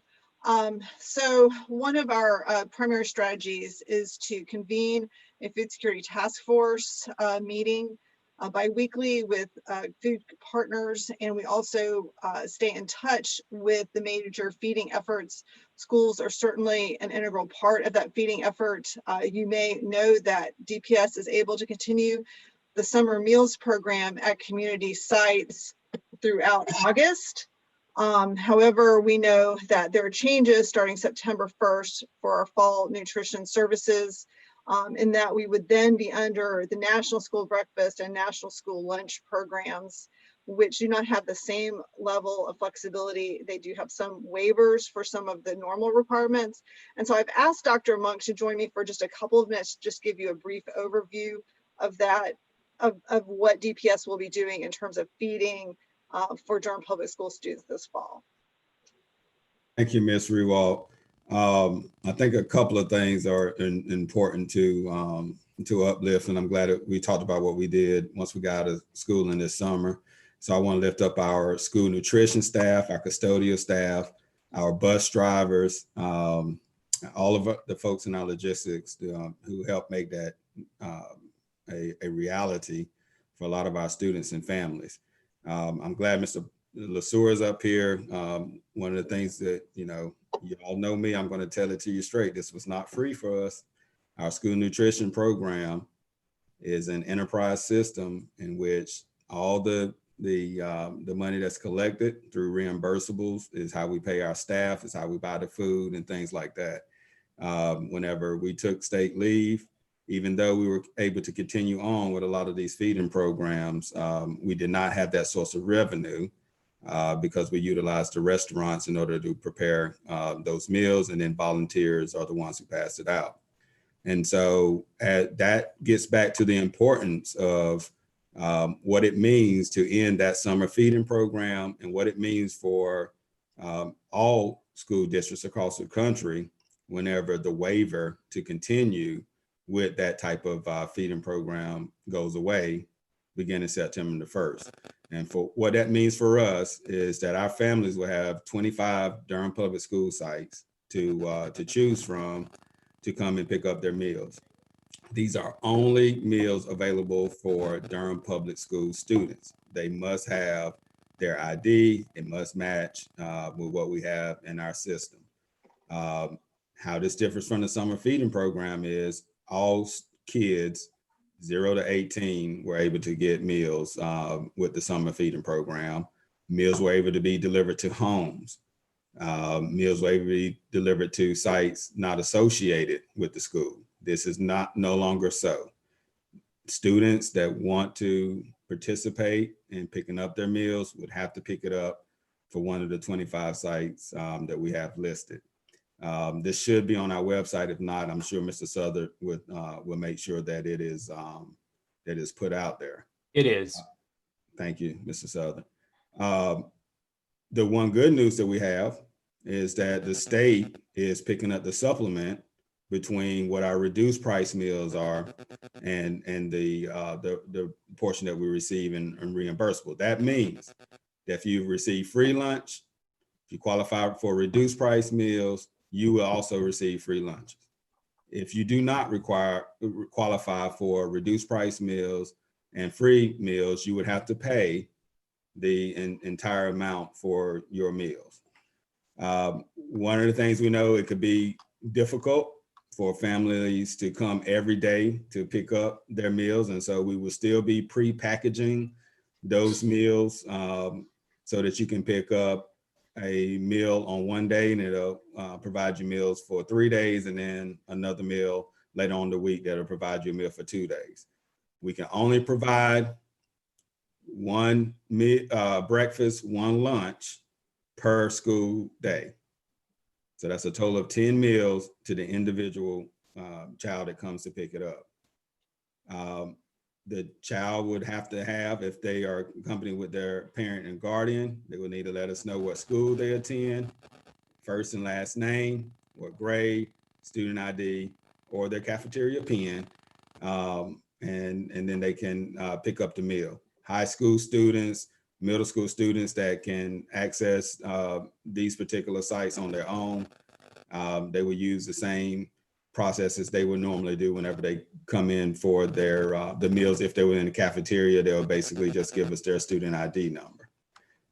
We are encouraging families to plan ahead and to provide that information to our school nutrition department so that we make sure that we're producing enough meals at particular sites that's going to be easy for our parents to get to, so there'll be no delays in meal preparation or pickup. So I appreciate the opportunity to once again lift up the changes that are going to be happening between the summer meals program and how we're going to have to operate this year. And at the end of the presentation, I'll be happy to answer any questions. With that, I'll turn it back over to Ms. Rewald. Thank you, Dr. Monk. Certainly that reveals a few gaps and some certain challenges, and that is one of the aspects that our food security team is looking at. So you can very quickly see that we have families who are 0 to 18 who are not in Durham Public Schools who would not be able to receive meals. We do also know from our pre-K population, DPS can provide meals to DPS pre-K students, and I believe Head Start, but not to every child between the ages of 0 and 5, which they were able to do this summer based on the federal requirements of the previous program. So we see some gaps there, and certainly gaps with delivery, which we will address in this presentation. One piece of good news, which I do want to share, because we've had, this is a long haul for us, but I think, to celebrate points in time, to celebrate the DPS effort, that was the collaboration with DPS Foundation. Megan's on the line here today, known as Durham Feast, supporting both school meal sites and home delivery. That collaboration ended as of Friday, July 31st, but you will see that more than 500,000, 500,000 meals are delivered to children, 96,000 family meals, 1,000 children received delivery weekly, and 2 million went directly to local restaurants. So that partnership is something to be applauded. We're again trying to carry some of those ideas and frameworks forward as we look at some of these gaps and look for solutions to address the need for feeding for our children. Next slide, please. Monica, thanks. Another aspect of our feeding also involves families who have experienced a case of COVID and are also food insecure. We know that that has increased since mid-April. We're appreciative that the commissioners have helped to support that feeding effort, and our public health staff has done a tremendous job reaching out to those families, as well as staff at Lincoln. When a family experiences a COVID positive event, and I think our schools will certainly be aware of how that affects children's learning over the course of the year, they need to have all of their needs provided for the period of quarantine. We don't want them leaving their homes. So we provide not only food, but also, as you can see, wipes and infant formula and all kinds of things. We definitely have had many families who've been impacted by this. So we know that children are being fed as part of this effort as well. We also have done some other feeding efforts, working with senior feeding, and then also feeding for some of our Latinx residents who access services through El Centro. Next slide, please. We also are partnering with the Triangle Nonprofit and Volunteer Leadership Center for feeding Durham Together Food Security Volunteer Portal, and are placing volunteers through that portal with more than 611 volunteer placements at the end of July. We also have a rapid response team, and this I think is helpful for you all to know if there's a particular volunteer need. I think this would apply to the schools as well, where we need to get people to unload a truck or to do something in a rapid manner. We need somebody to help with something tomorrow. We have also formed a separate rapid response team that we deploy when those types of needs emerge. I think that's something that if you reached out to me, I can put you in touch with that if you're interested. We also are currently engaging in a hygiene and cleaning supply drive in cooperation with Durham Congregations in Action, which is running through September 30th. Many of our residents access food through food pantries, and food pantries have been amazing partners in this feeding effort. And they have found that they also need other supplies, not just food. So soap, paper towels, all of those types of things are being collected during this hygiene and cleaning supply drive. A couple of other issues, we work closely with farmers market teams, and we are also very grateful that the county commissioners authorized a new food security coordinator position, which I believe will be posted sometime this week. And that person will actually help us address food security issues year round. I think will be a great collaborator with our nutrition friends in Durham Public Schools as well. Next. So as you know, our emerging and continuing issues, probably the issues around how our school feeding is changing and how schools are continuing through the fall, has created some interesting challenges for everyone. We do need some new strategies to emerge to serve those families, in particular, those who have significant transportation challenges and or have vulnerable family members. We're going to be bringing a proposal to the Board of County Commissioners on August 24th. We are working closely with the Food Insight Group, who is one of the partners in the Durham Feast program, to continue the food delivery portion. That's a group that we have found it very difficult to figure out how to get food to them, because we won't be able to do delivery through DPS meals. So we're looking at a multi-tiered strategy where FIG provides a foundation working with local restaurants, providing family meals for the week, and also looking at how we can take advantage of programs like USDA's Farmers to Families program that can provide food boxes, and bundling that in those deliveries as well to increase the amount of food to families. We would start with the same levels as the Durham Feast program if we are able to start this.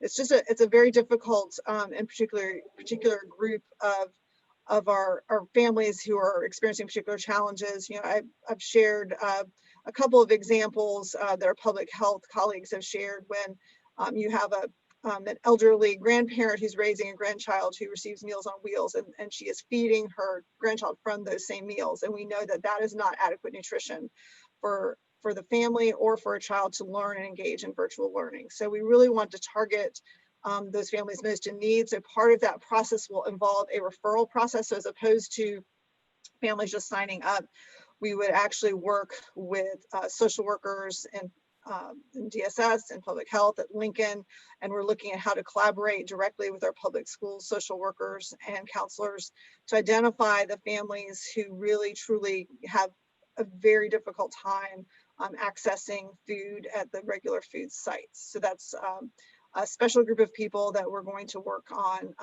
and talk with you about more on Monday.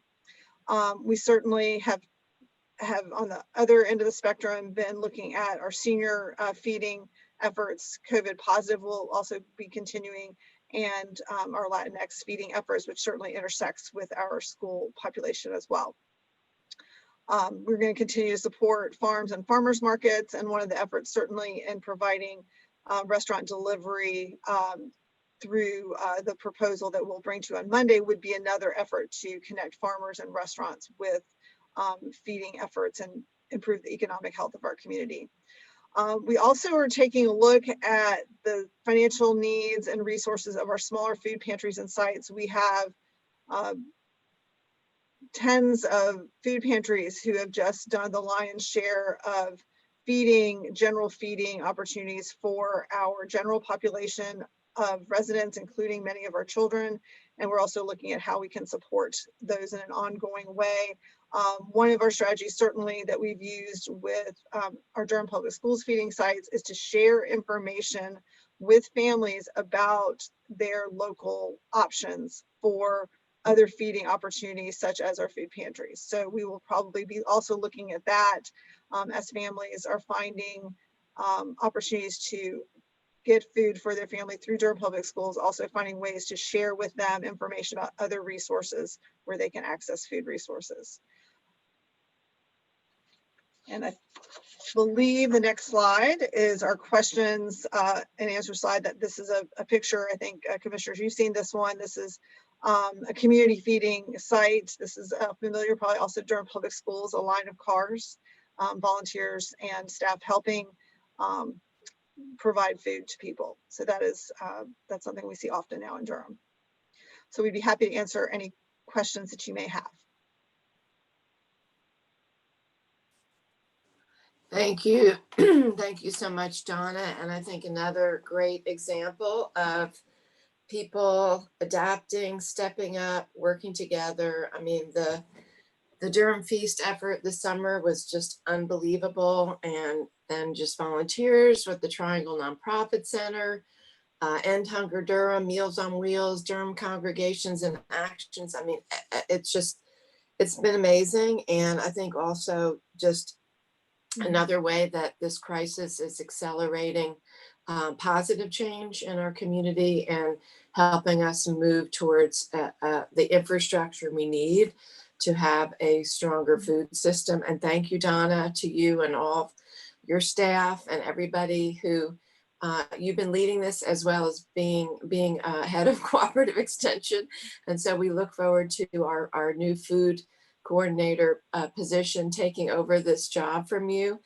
And I do want to point out, the county we just approved $100,000 for COVID positive residents, especially we're seeing with our Latinx families, food for them.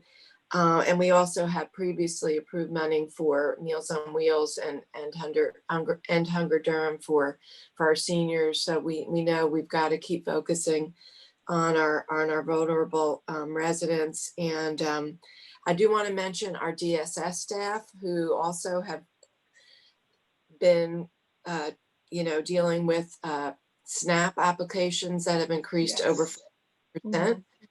And they also took the initiative to apply for a new federal program called Helping Hands that gives SNAP recipients an extra $40 a month in fresh fruits and vegetables at Food Lion. And this is a new program they're they're implementing. So I just appreciate that everybody is just going above and beyond. I will stop here and just open it up for questions and comments from everybody else. And please just shout out because I can't see everybody. Hey, Wendy, this is Alexandra Violet. Okay. Alexandra, go ahead. Yeah, thank you so much for the work that you have done, Donna, with NC Cooperative Extension and also DPS Foundation, doing Durham Feast, and so many local businesses that partnered and, were able to provide the foods that our families needed. I will say I have been in contact with many families who are so grateful for these efforts. It was definitely so needed and so appreciated. There's also a need as we start looking at, what the program was and small little things that that I have heard, and I just, I would be remiss if I didn't mention them. There were questions about partnering with groups that represent our community. So our Durham Public School families are 1/3 Latinx. And one of the things was, how many businesses that are Latinx, were approached and could be included, because when it comes to food, we all don't eat the same things.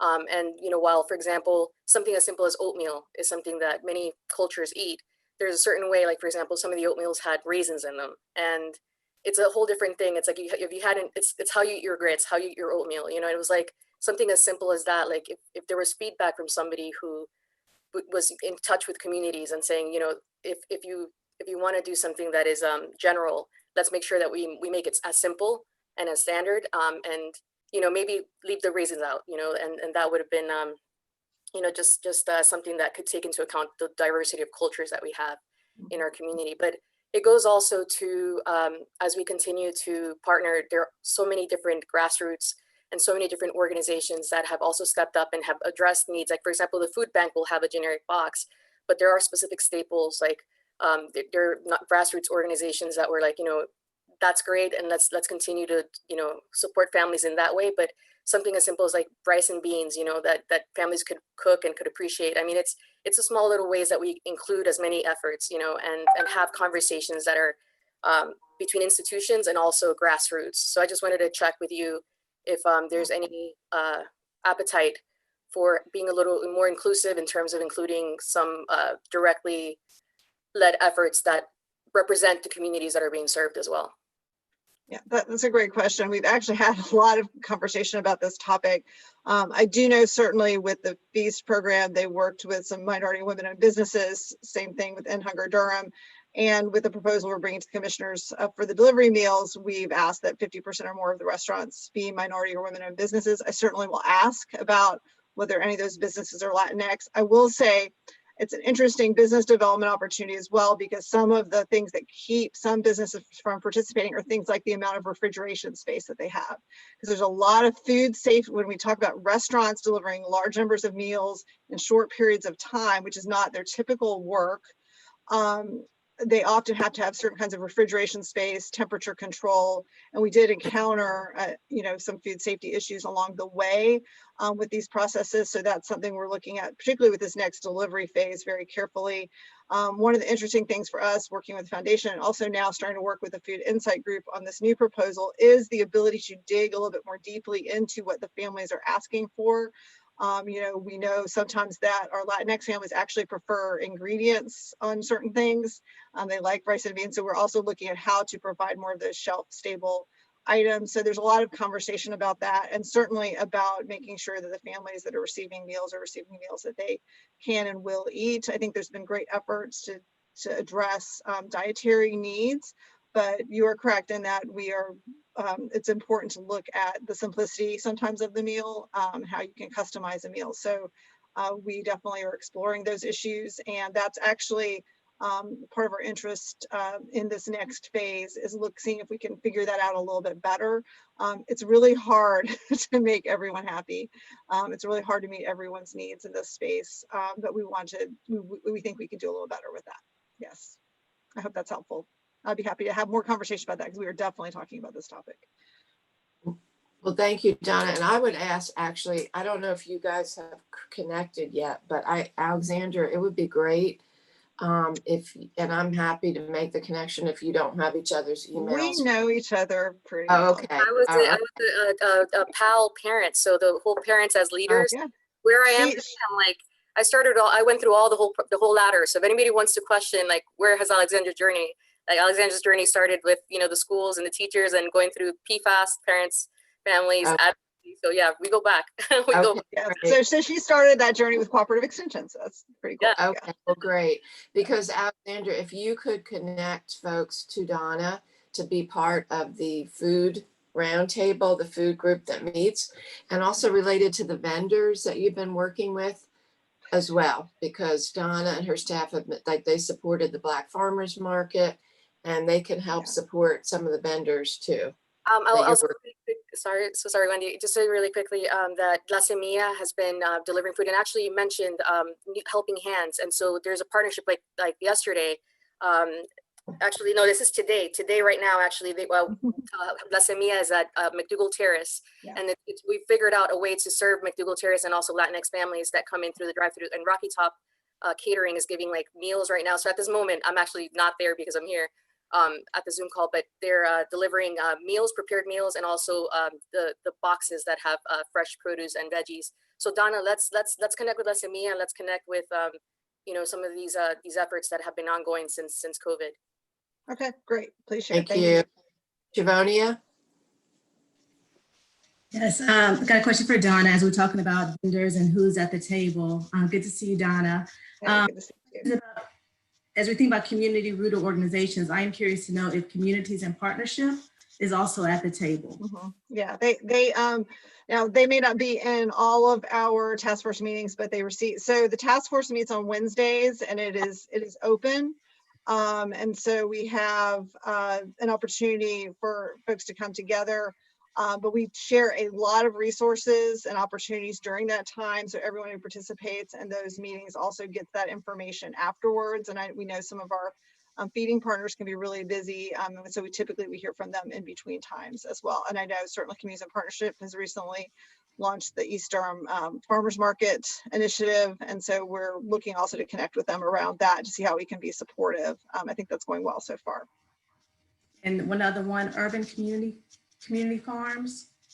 Oh, you can? Yes. Yeah, well, Delphine Sellers was a former extension director. So we're sometimes in touch, yes. Thank you. Thanks. Okay, thank you so much. We'll look forward to hearing more about the proposal for us to fill in the gaps. So thank you. Okay, next item is construction update on Northern High School and Elementary School C. Dr. Julius Monk. Thank you, Chair Jacobs. I would like to introduce Mr. Frederick Davis. Mr. Davis is our Director of Design, Construction, and Sustainability. He's returning to us. I think he's been with us about maybe 60 days. And so, of course, 60 days here is 6 months these days. But Mr. Davis has returned to us. Before he was a project manager. And so we're so happy to have him back in his leadership role. And he's going to give us an update on where we stand with both Elementary School C and with the new Northern High School. Mr. Davis. Thank you. Thank you, Dr. Monk. Good morning. It is still morning. Durham Commissioners, Durham School Board, Dr. Mbinga, and County Manager Davis. I'm going to give you a quick update. Part of our strategic plan is to improve our physical environment to enhance student learning and ensure safety. So these two projects are putting us in a better position to meet those standards. Next slide, please. So this is just basically a rendering of what the front approach of Northern High School will be once it is erected. What I'm going to do is show you in a moment a walkthrough of the front door approach. You'll notice we spent numerous sessions with staff and leaders to make sure that we have an inviting space to again ensure enhanced learning. You'll see daylighting, sustainability, areas for students to socially interact, gather, and learn. We utilize this building interior to make sure that every piece of furniture is uniquely designed to encourage learning. Next slide, please. You would click there.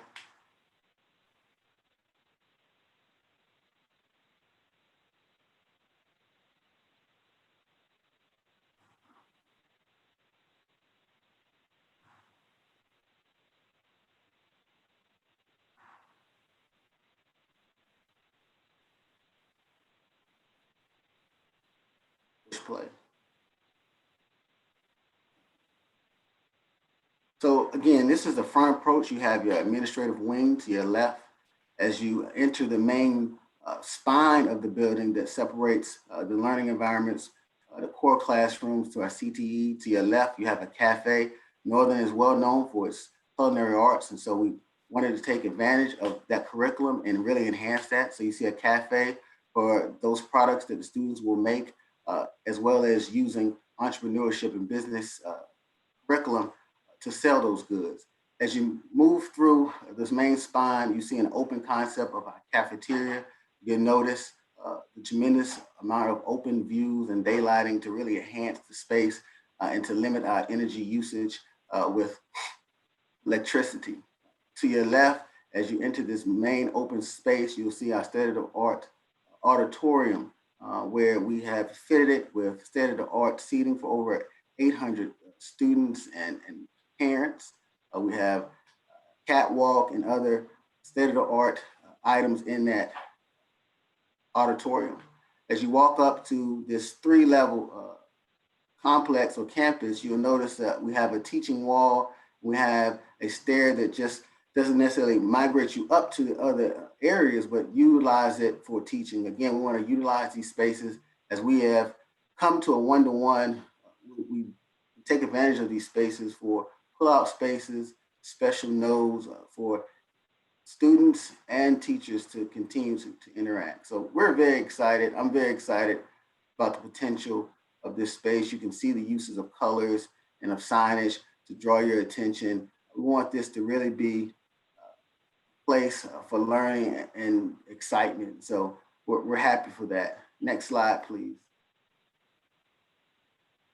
So we have just wrapped up our 60% set and we hope to finish our construction documents in November of this year. And we are set to go to bid around February of next year. After we receive our bids, we will get approval from our school board of May of 2021 and with the notice to proceed for construction in June of 2021 and a substantial completion of June 2023. This is a construction management at risk project. Barn Hill is our CM at risk. And so we're excited of a partnership with them and the design team of Ratio. Next slide, please. Along with Northern High School, we are doing a new elementary C on Scott King Road. This is also a rendering of the 2-volume pre-K through 5th grade school. Next slide. And again, we want to make sure that we take advantage of the site. And so as you see these interior renderings, you notice the use of colors in wooded and natural environments so that the students can utilize this as a learning tool, counting the lily pads, counting the trees. So we want to make sure that we're always using the built environment to enhance that learning. Again, we still use relatively inexpensive material. So even though you see these colors, they're done with chipboard, they're done with BCT, things that we've talked to our facility operations about, making sure that though they're vibrant colors, they will last 50 to 70 years. Next slide, please. And so this schedule is exciting for me as we are receiving bids next week and have a board approval in September and hope to have a groundbreaking where we invite you all in October to build the first school I know of in the last 10 years. So I'm very excited for Durham County and Durham Public Schools. We have a substantial completion date of June 2022 and the first day of school opening August 2022. And so with that, that concludes our update. We have any questions or discussion at this time? Thank you. Well, thank you so much, Frederick. And as we talk about connections, you and I go way back many years ago working on the Planning Commission together. That's right. So I just really excited to see the design for Northern with the cafe. And I have to tell you all, I know you haven't seen it, but that interior space really reminded me of the main library. It's amazing. Commissioners will know who've been inside that having that staircase as a main spine going through the building and using the stairs for seating and as a part of the space, it's amazing. It's really similar to the library. I have a question about Frederick. Are you seeing anything positive in the bid prices with them being maybe a little bit lower or more optimal? We're optimistic. We did receive a report from a third-party vendor early this month where there's been a lot of competition, and with the active competition means that you get better pricing. So we're very hopeful. We'll definitely have more information next week as those bids are due, but we have seen information that says that trending towards a more reasonable price point. Okay, well, that's great news. And are these buildings both are they actually going to be LEED certified or sustainably built? So they will be sustainable built. Of course, you know, LEED comes with a price tag, but we are utilizing energy efficiency tools and specifications. And so this building will not have the designation of LEED, but definitely will be energy efficient and sustainable. Okay, and my last question is, this came up at our MPO meeting, Durham Chapel Hill Carborough MPO meeting recently, and also at Joint City County Planning Committee meeting. We have, as you know, we have not built new schools in a long time. And since that time, there's been some changes with the general statute. And there's some concern that about the pedestrian and traffic improvements that around the schools, and whether Durham Public Schools will now be required by NCDOT to put in those improvements. Are you aware of any of these issues? Dr. Monk, you want to speak to that? I will. So before, when NCDOT or any of the traffic agencies would require off-site improvements, especially further you get away from the school, they would also pay for them. That is not the case anymore. And so you're actually not seeing them do a lot of requirement for those off-site improvements. Now, with that said, it does not relieve us of the responsibility of doing some off-site improvements, or you're going to have situations like we have at some of our schools. Jordan comes to mind pretty quickly, and so does Hillendale, where you have considerable amount of backup on the roadway because both the on-site queuing as well as the highway queuing is not sufficient to take care of the number of vehicular traffic that's coming to those schools. So them relinquishing their responsibility to fund those improvements does not make those improvements go away. And so that's some of the items that will actually increase our construction costs, and we're going to have to, keep a close eye on it. Hopefully, as you brought up, and as Mr. Davis mentioned, we're going to find ourselves in a good bidding environment. We'll know a little bit more about that next week whenever we bid elementary school C. But the key here is, if we are in fact in a good bidding environment, to keep these projects moving and keep projects on the street so that we're getting that good pricing and getting projects done. Okay, well, I just want to raise this issue. If you could please communicate with our staff on this, because what this frankly is an effort for NCDOT not to have, they're having budgetary issues, so for them not to pay for these things, but we want to make sure that our schools are safe for our families to walk to bike to drive to. And so we don't want to compromise on that. Both of these schools are going to be built in environments where there's going to be opportunities for connecting to the larger community. So I would just say to you, please keep in touch with our staff about it, because if it does become a funding issue, then we'll have to look at that together. But we do not want to compromise on safety. You know, we have the Safe Route to Schools initiative, you know, Vision Zero about reducing pedestrian and bike and driving fatalities. So just want to make sure that we're not going to be cutting costs in these areas. So I just want to put that out there and make sure that we stay on top of this issue. All right, I will be quiet now. Any other comments or questions from commissioners? I would just like to say how I feel like every molecule in my body is excited about this. It's just wonderful. It feels like we've all been waiting a long time, and to see the timeline laid out, see the year and date for opening, to see the beautiful renderings, and to have Frederick Davis back in Durham Public Schools. It's just great, wonderful news, and wanted to express my excitement and gratitude. Thank you all. It's great. Thank you, Commissioner Carter. Anybody else? I just wanted to add in, I'm really too excited about both of these renderings. It's exciting to see what these new schools are going to be like. And Mr. Davis, for elementary school C, this does include classrooms for pre-K. Is that correct? That is correct. I just want to make sure we are committed as a district to making sure that our new schools have classrooms available for additional pre-K spots. And just want to make sure, commissioners, you hear that. And that we can also have that fiscal support to make sure that we can keep these pre-K classrooms in our schools. Thank you, Bettina, for raising that. Thank you.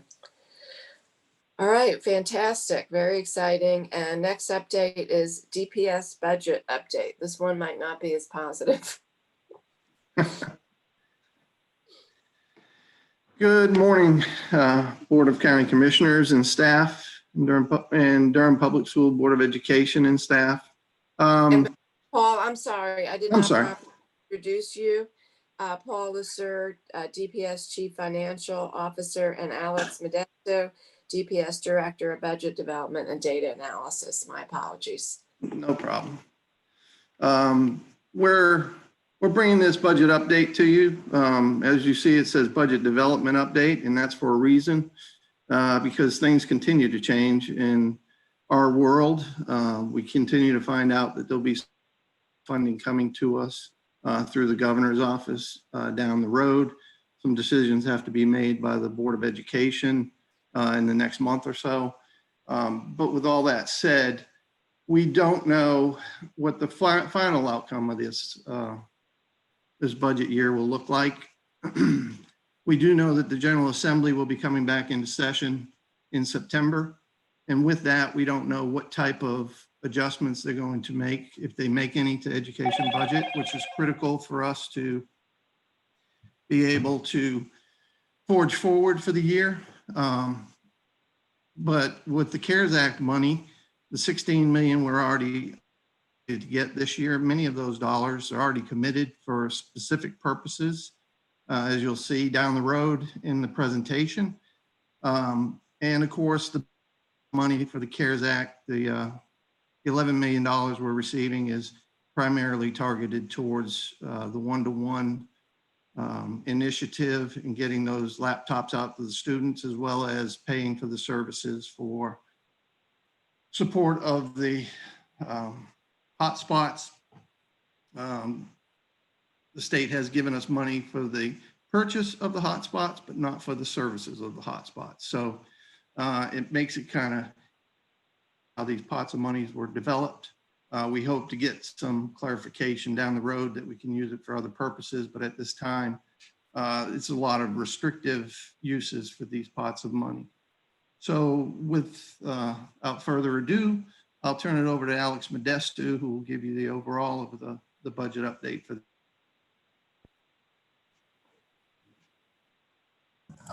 All right. Good morning, everyone. Dr. Mbenga, Chairwoman Jacobs, and both boards. So if we could jump to the next slide, please. So just a quick update of what's happened so far in Raleigh. We've had no full 2020 Appropriations Act, but we've had a number of small mini bills that have dictated how things are going to go in terms of salaries and enrollment funding for K-12 education. In those bills, we've had no increase in pay for classified employees. Teachers and other certified state or school district employees will receive step increases if eligible based on the 2019-2020 salary schedule. We're also issuing a $350 one-time state bonus per state legislation for teachers and other certified instructional personnel. There will, however, be no performance-based bonuses based on EOG, EOC, AP, IB, CTE, and other test scores. Principal pay will remain the same as it was in the 2019-20 fiscal year. For retirement, our contribution rate is going up from 19.7 to 21.68% of employee pay, and health insurance is going up to $6,326. Right now, we have no major cuts in state allotments aside from some reallocations from the Yellow Bus Replacement Fund, from the School Technology Fund to support enrollment growth across the state. Next slide, please.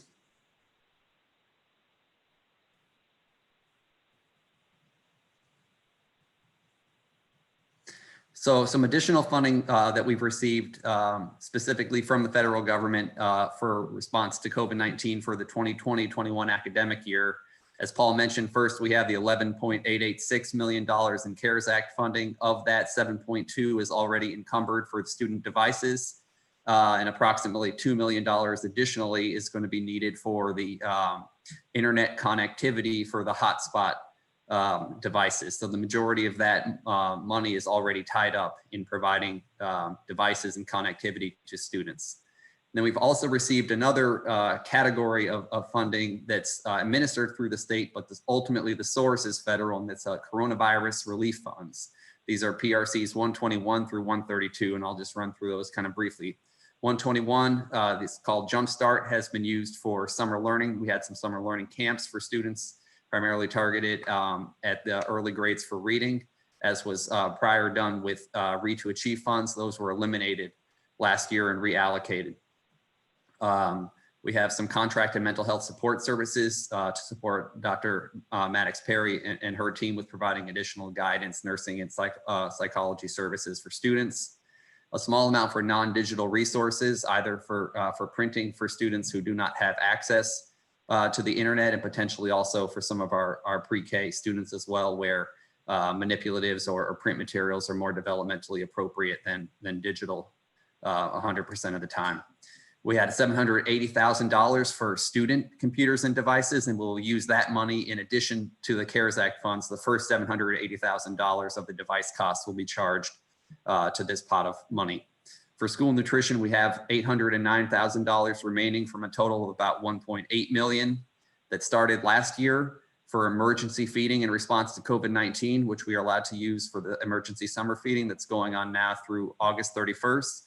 And then for other additional specific responses as it pertains to COVID-19. But that none of these can be used for actual revenue replacement.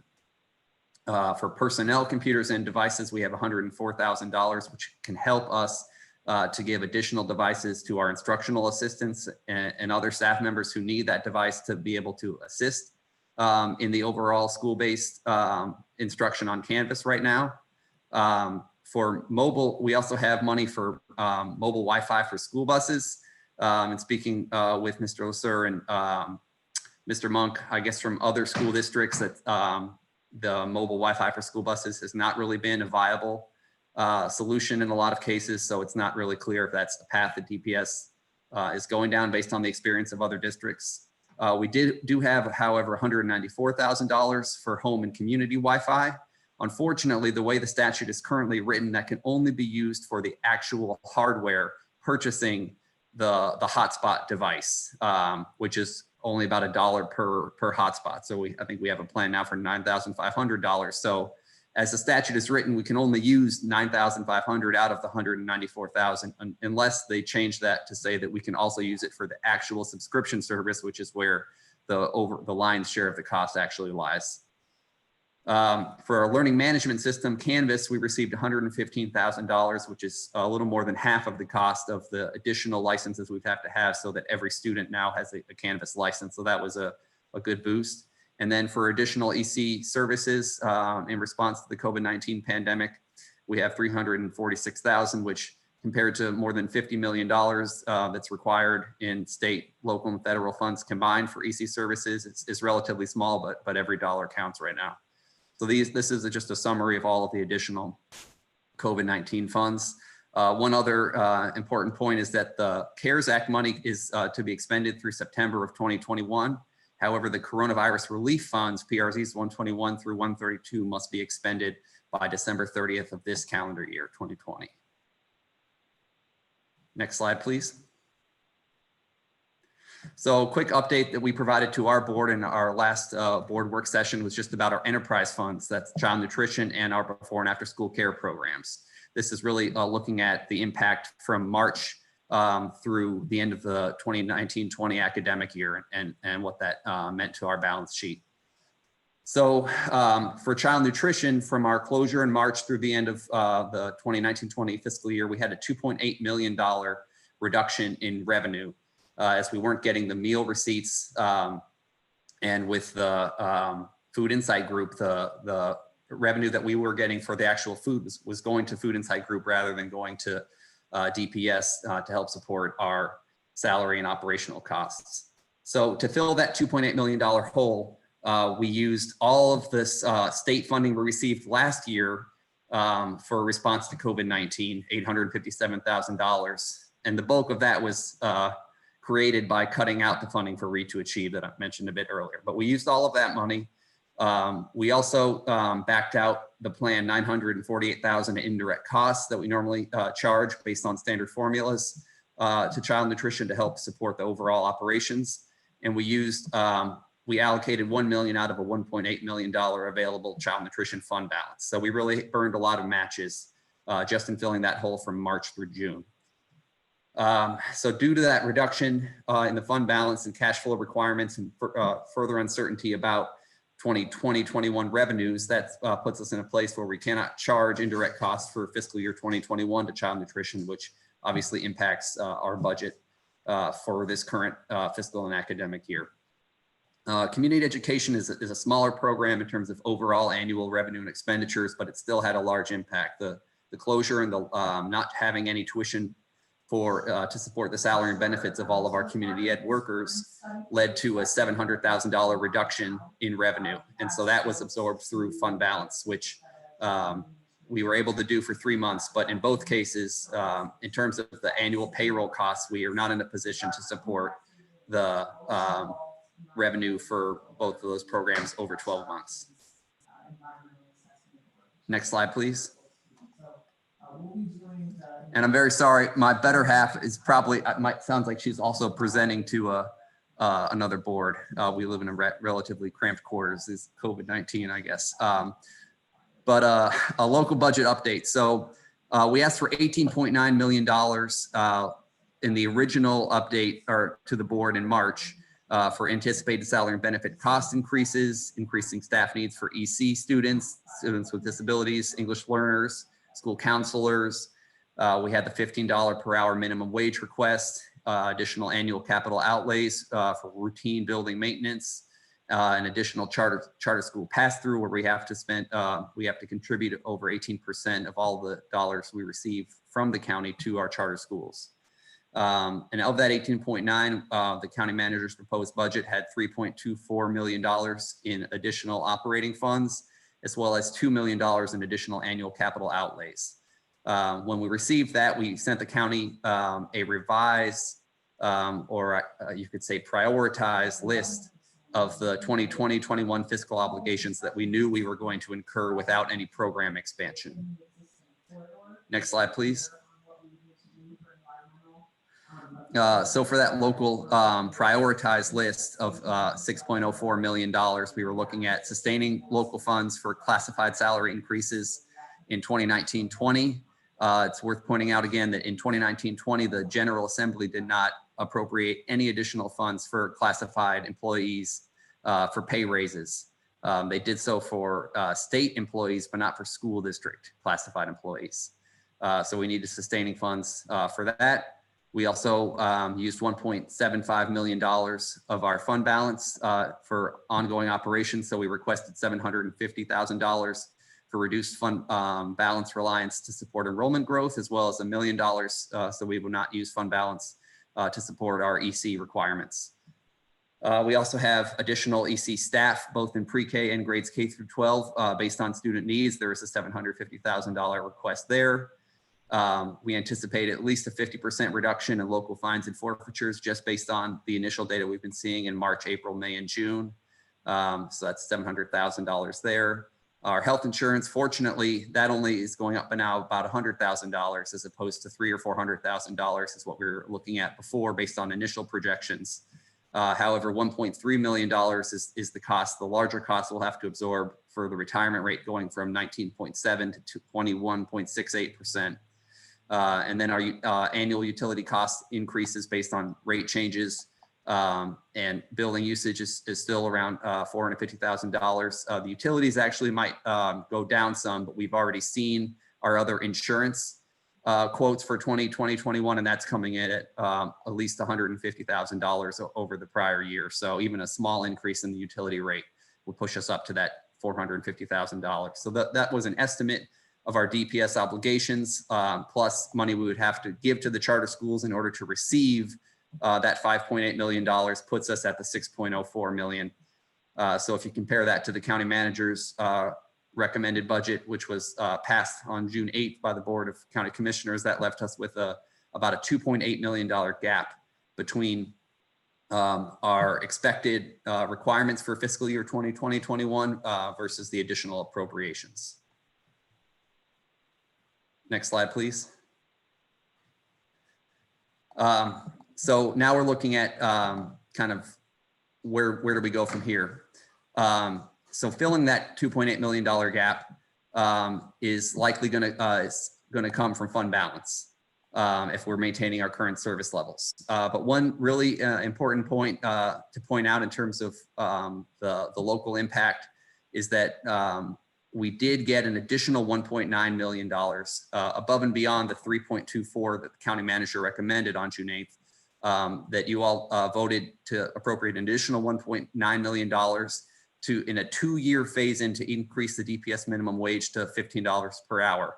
So what that meant is starting in July, so already in the July paychecks that went out, the new DPS minimum wage is up to $14 per hour for the 2020-21 fiscal year. And that's had a tremendous positive impact on hundreds of employees in child nutrition, in community education, in custodial services, substitute teachers, before and after school care. That this is really a positive step forward, and we're very appreciative of that additional funding for this most critical initiative.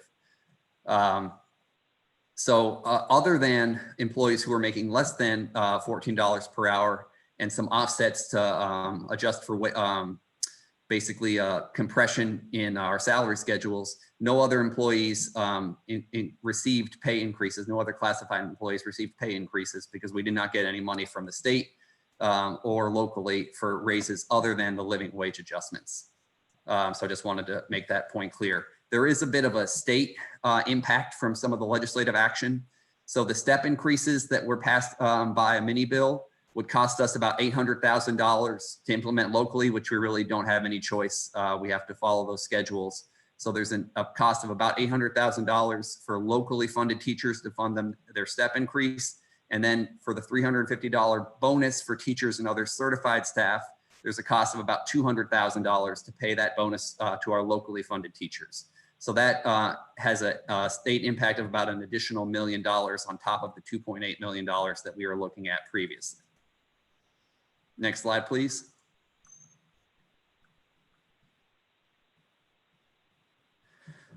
So now that we've got a $3.8 million gap that we're looking at, how are we funding that and how does that impact our overall fund balance picture?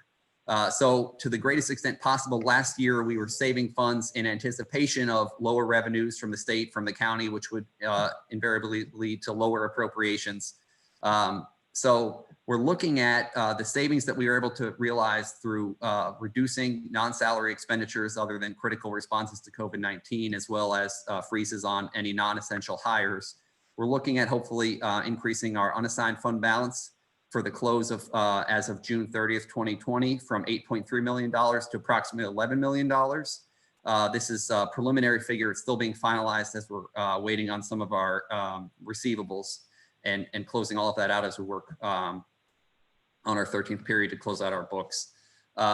So with that, and if we're going to need approximately $3 to $4 million in local fund balance for those core requirements as discussed previously, we're trying to keep our fund balance as close to stable, bringing it back down to around $8 million as possible. So that $8 million, we really want to keep as close to that as possible, because we know this is not a 1 year, we're not going to be out of the woods in a few months. We know this is going to have impacts, at least into the 2021-22 academic year and potentially beyond. And that $8 million represents less than 3 weeks of local expenditures.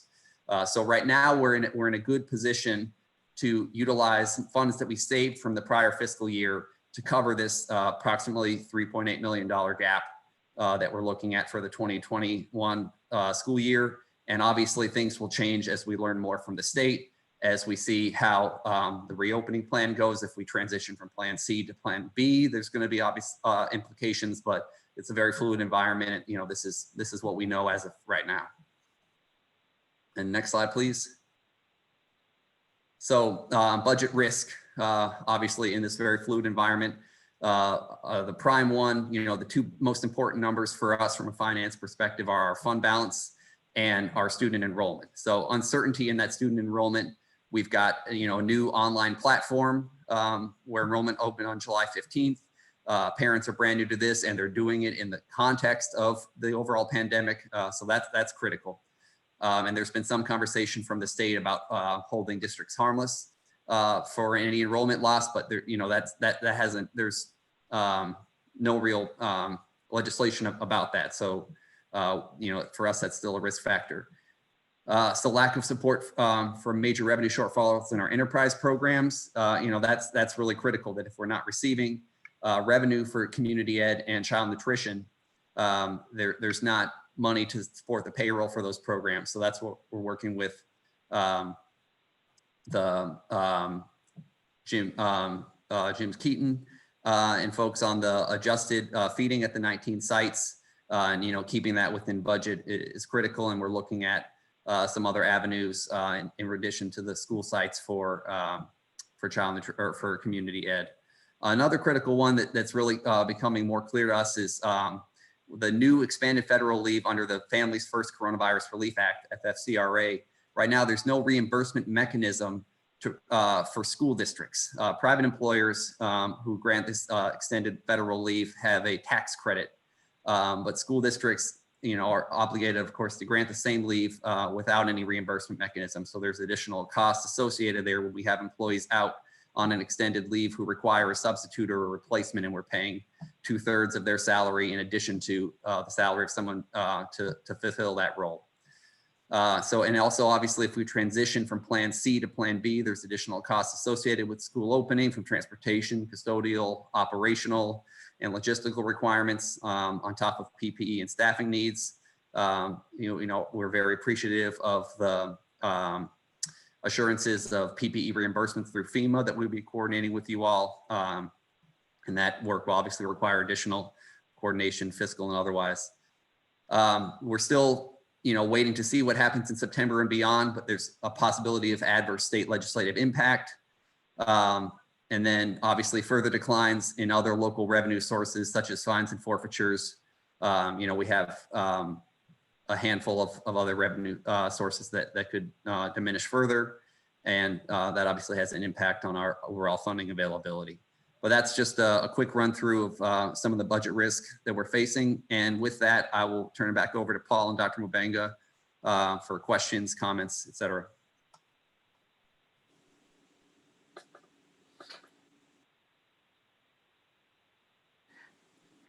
Well, thank you so much, Alex. I didn't know, Paul or Dr. Mbenga, were you wanting to say anything, or are we just having questions now? we're ready for questions. Oh, okay. Well, thank you, Alex and Paul. Really appreciate all of the detailed information that you have given us. And just how you're just providing complete transparency around all of the funding you're getting and just all of it's very complicated, incredibly complicated. I'm trying to keep up with it, and thank you. I'm wondering are you working with our state delegation on some of the legislation that is showing that the funding is not usable and the problems with that? And also, are you working with our federal representatives about some of the needs that you have, like you just mentioned, Alex, about not getting the FMLA reimbursement? So I'm just wondering, are you guys partnering with them, federal and state reps? We're having discussions with the DPI staff, and they're the ones that actually bring it to the General Assembly for changes that may be made. Again, they're not coming back in until September, so they're not even going to address anything until that point in time. Mm-hmm. But we are using our advocacy groups, our finance officer advocacy groups, all our administrative groups that are throughout the state to address these issues with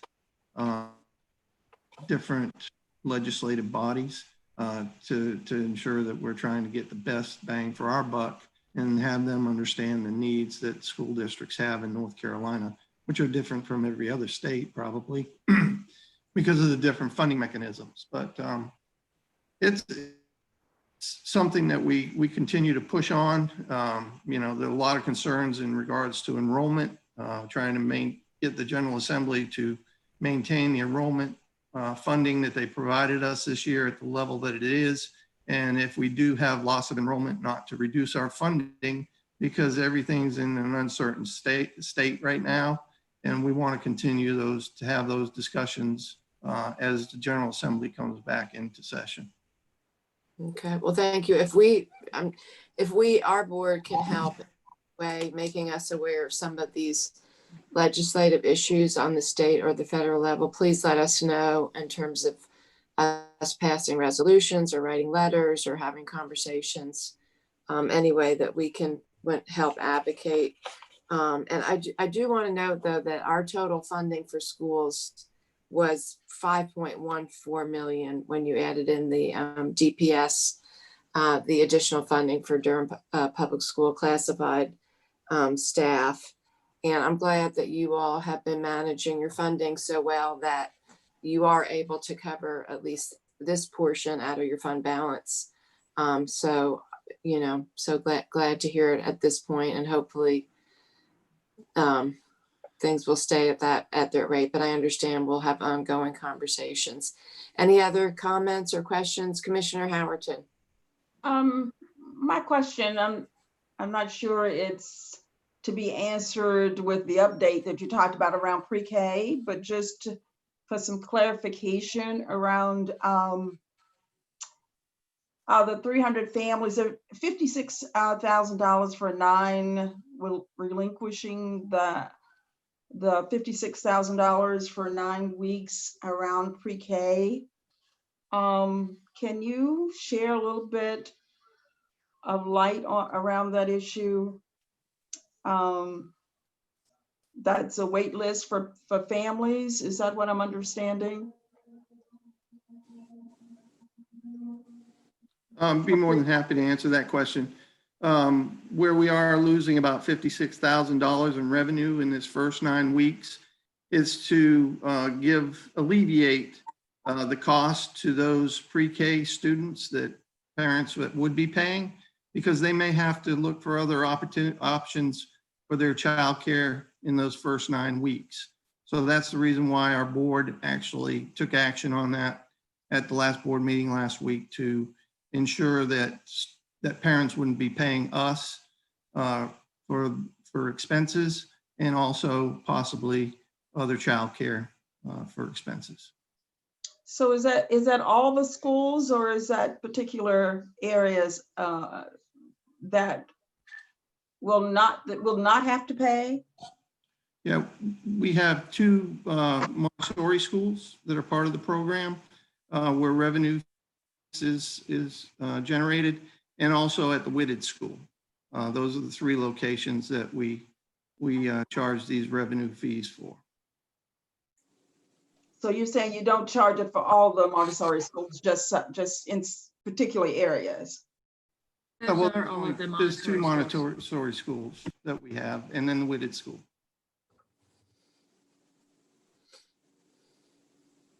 Okay. And what happens with the other parents or students that want to attend, that are on a waiting list? It's a sliding fee scale for those schools. Those that are,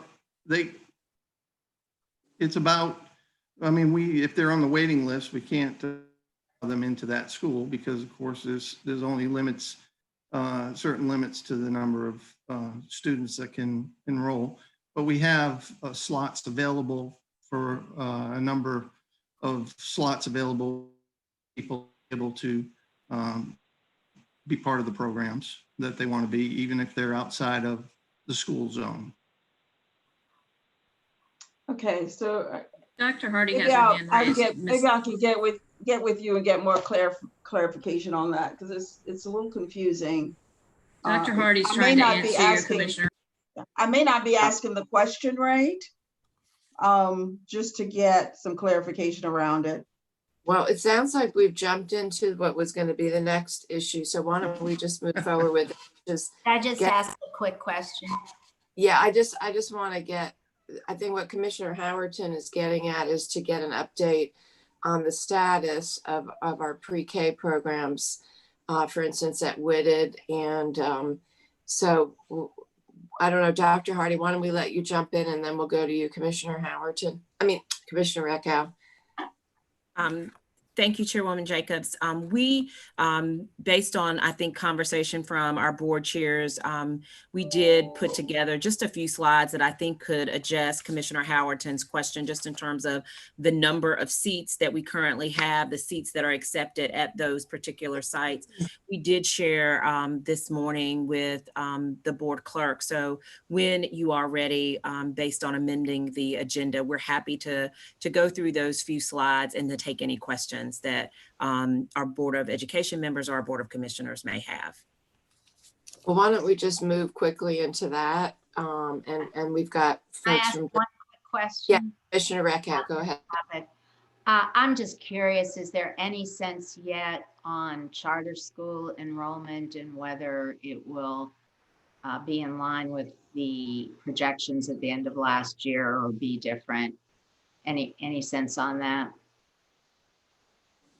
What we've seen so far, based on the numbers that have come in, we're a little bit below what we projected the additional 300 students to be at that point in time. Usually when we get charter school requests for payment for the initial first few months, it usually goes down by 500 to 600 students.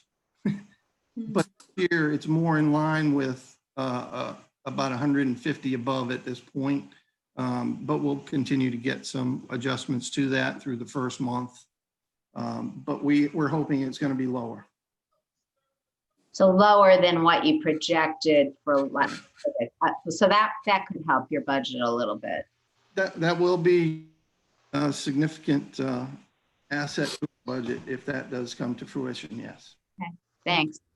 Javonia. Hi, it's Javonia here. I just wanted to say thank you, Alex and Paul, for your report. Alex, you really make this very clear to me, someone who doesn't know numbers or like dealing with numbers a lot, but it's just very clear the way you laid it out. And I just want to make a comment that as we talk about shortfalls with community ed and child nutrition, that's really want to emphasize that's who we're looking to staff our learning centers. So when we talk about that income not coming in and being a shortfall, that's going to be an additional expense. In particular, as is very important to me and to our board to have as many free seats and spots as possible. And I know our administration is working hard and prioritizing those free seats, but I just cannot drive this home enough. If there's funding to consider with the 3.3 million addition coming in for the CARES, I know you're already considering where that could fit in, or even like you said, in kind is what is needed to have additional sites. I just implore you to consider those are going to be additional expenses that we're going to have as a district. It's very important, again, that we are clear about these learning centers. It is for families to prioritize with the most need. When we have 83% Black and Brown students in Durham Public Schools, and we know the oppression that our Black and Brown families have on them in dealing with systemic racism and having to work 2 and 3 jobs and may not be able to be present when their kids are online, or their older siblings working with their children, working with their siblings, that these spaces provide that opportunity to have an adult monitoring, giving supervision, the social emotional support.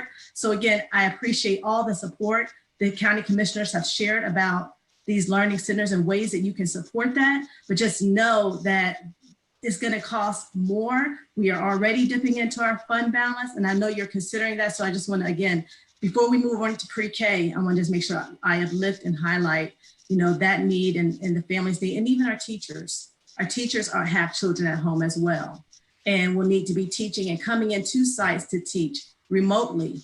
And where will their children be as well? Board member Valladares brought that up at our board meeting, you know, just to be considerate of those needs. So I just want to lift that up. Thank you for listening.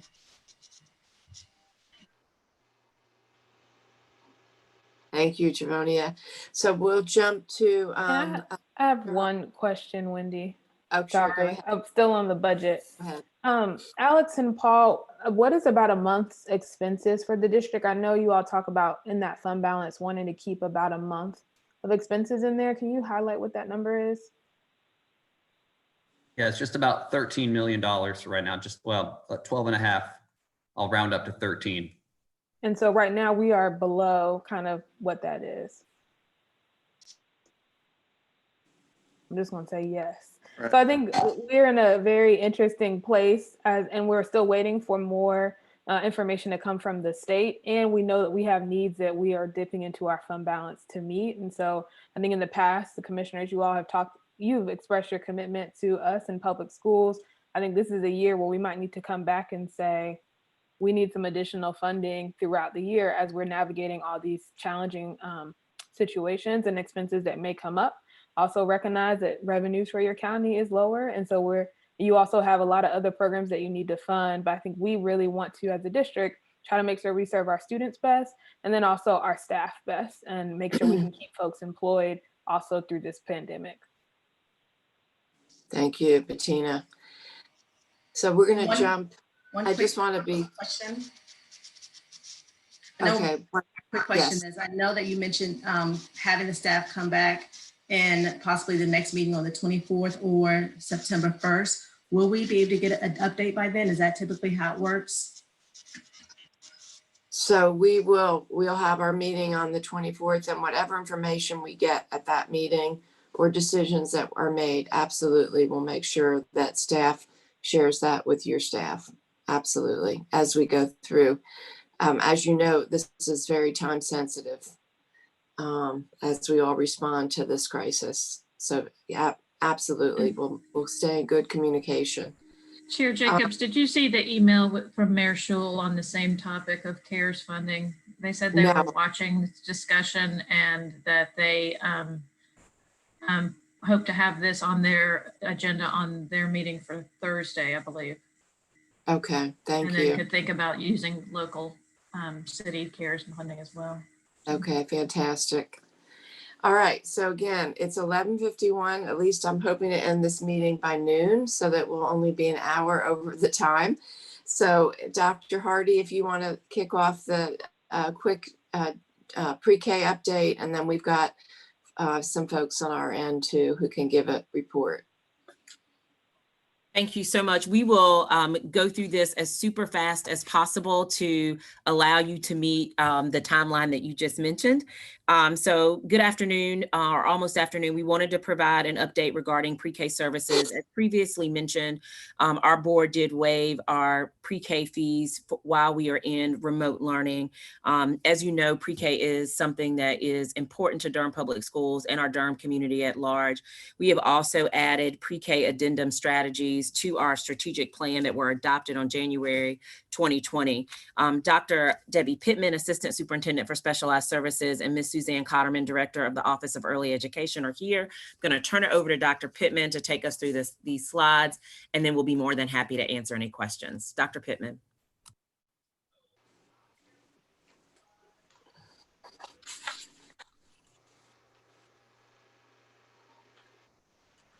Thank you, Dr. Hardy. If we could go to the next slide.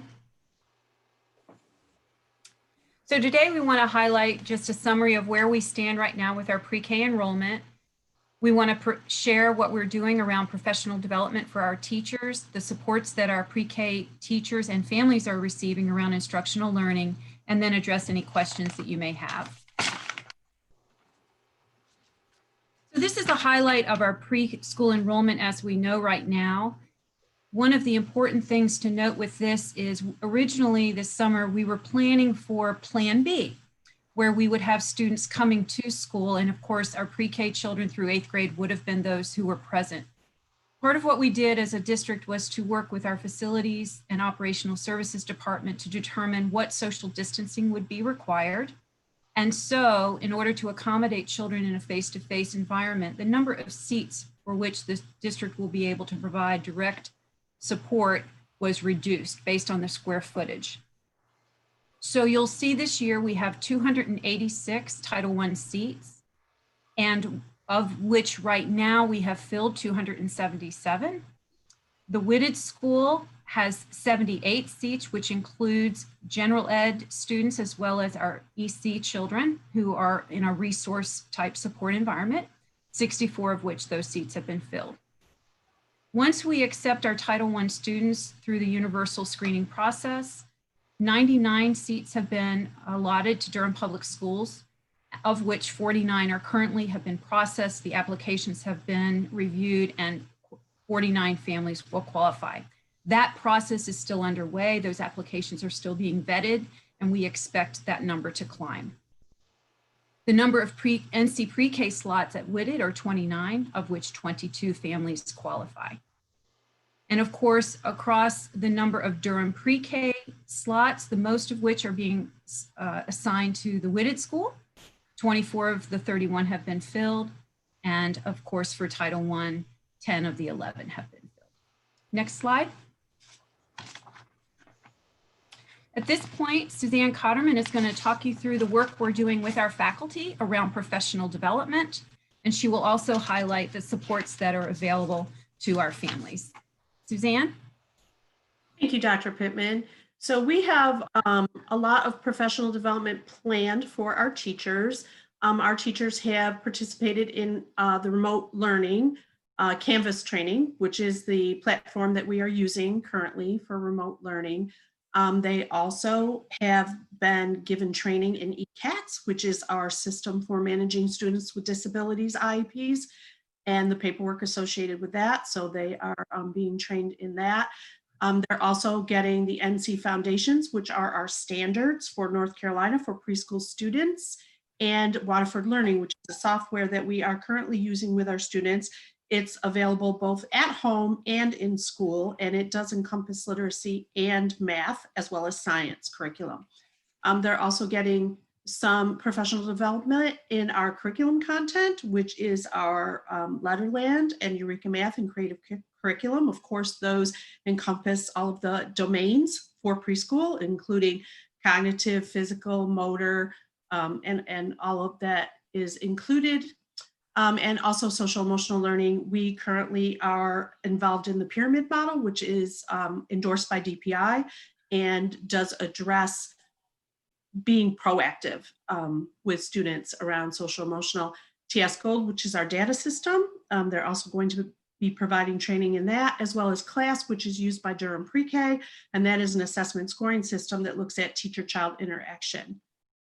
Also, parents can access our Google site, which is available on our DPS website, and that has multiple opportunities for learning. There are 10 weeks of lesson plans that families can do with their children that do not involve any extraordinary materials. They are using materials that they can find within their home, as well as there are links to things like virtual field trips and other resources.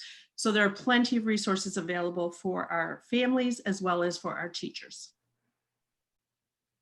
Next slide. For our instructional learning, our teachers are doing synchronous instruction, so live instruction with our students.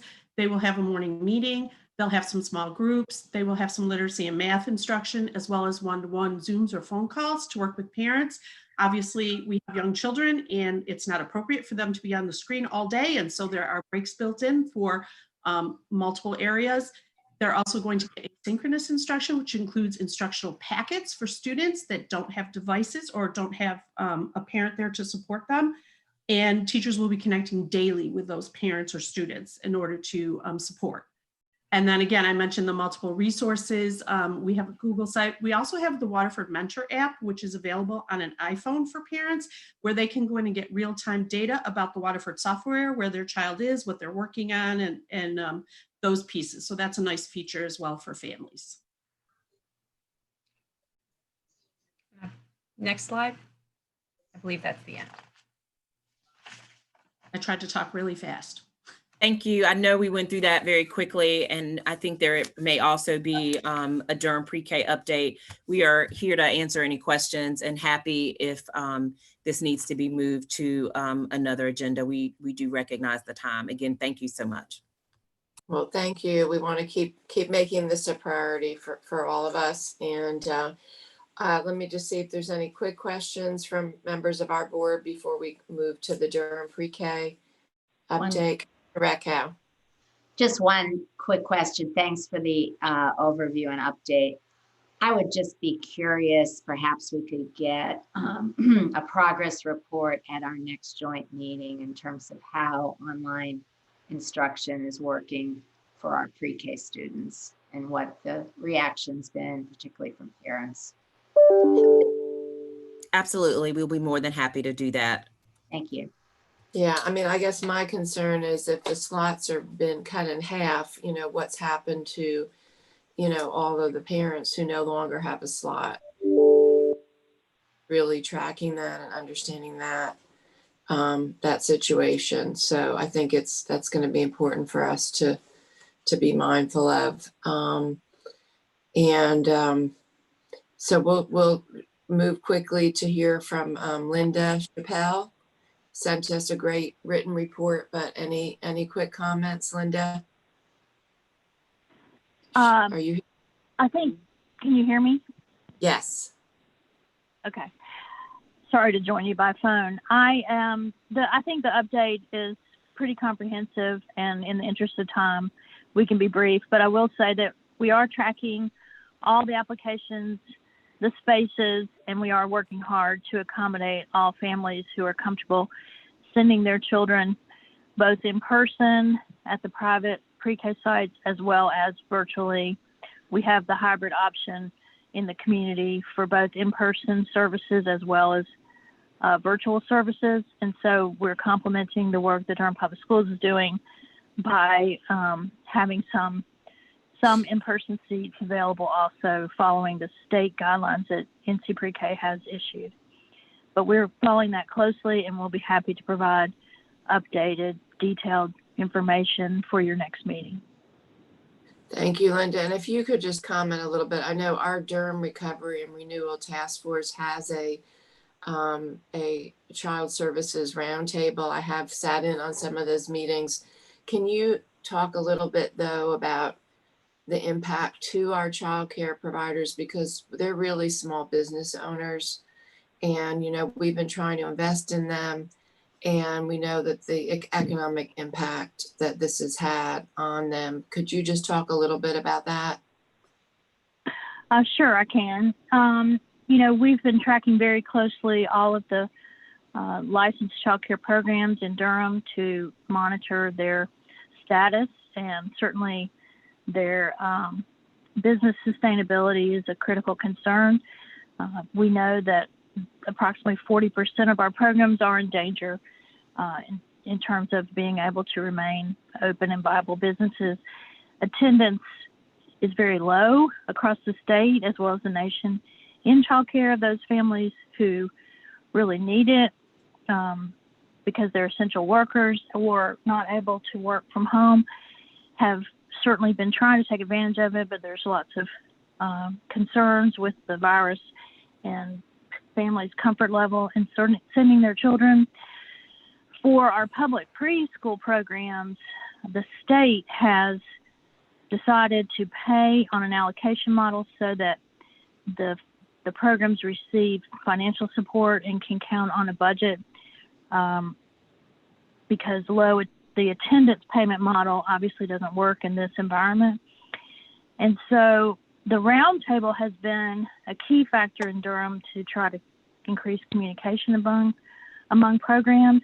And in your earlier agenda, when you talked about the learning centers, another thing to bear in mind is that our licensed child care programs, some of them are licensed to serve school-age children, and some of them have vacancies. So I think that they can partner along with the learning centers that plan to serve school-age youth to make sure that families are aware of those spaces that are available in regulated care also. I think those roundtables are key for communication, and we've been working hard with the state along all efforts to support our early childhood system, because obviously we want to assure that all the investments we have made are not for naught if all the programs close. But currently in Durham, about 46% of programs are serving children at less than half capacity. So it is a critical factor. Thank you, Linda. So we're happy to. Yes, We're happy to provide any additional data. So. Thank you, Linda. And that's why I raised the issue, because that's what we have been investing in our local, they're often minority owned, women owned businesses. And I'm very concerned about that, about their viability. And it's a very real issue when we talk about having a pipeline that we need. And so we all need to be aware of it. And thank you, Linda. Can you please get connected with Megan? And I know you work with Forrest on the roundtable, so let's make sure you're plugged in to the Hope Network and what you just mentioned about some of these centers possibly being a part of that. Thank you for raising that. Yeah, we have a staff person who's been participating in the Hope meetings, and so we will make sure there's good information available. Great. Okay, Commissioner Reckow. Well, I just wanted to follow up, Linda. Would you be sure to get the number of available slots, because you make a very good point that particularly the little ones could be accommodated in existing centers. Yes, we can provide you with some specific information about vacancies. Yes, ma'am. Thank you. Well, and this is such a critical concern of both of our boards. I wonder if there should be kind of, if there's not already a task force of a working early education best practices COVID group. I mean, you know, we struggle with wanting to get devices to pre-K students, but knowing that that's not child appropriate in large settings of the day. So if there's not already a group of minds that Linda's leading, I would love to see something come together pretty quickly, because these are some of the students we'd like to triage back into in-person instruction. And we have a new early childhood coordinator, Kate Elander, and she might be a great resource to help convene the appropriate people and work with Linda, because this is very time sensitive. So maybe she could. I see she's on, Ellen. She's on camera.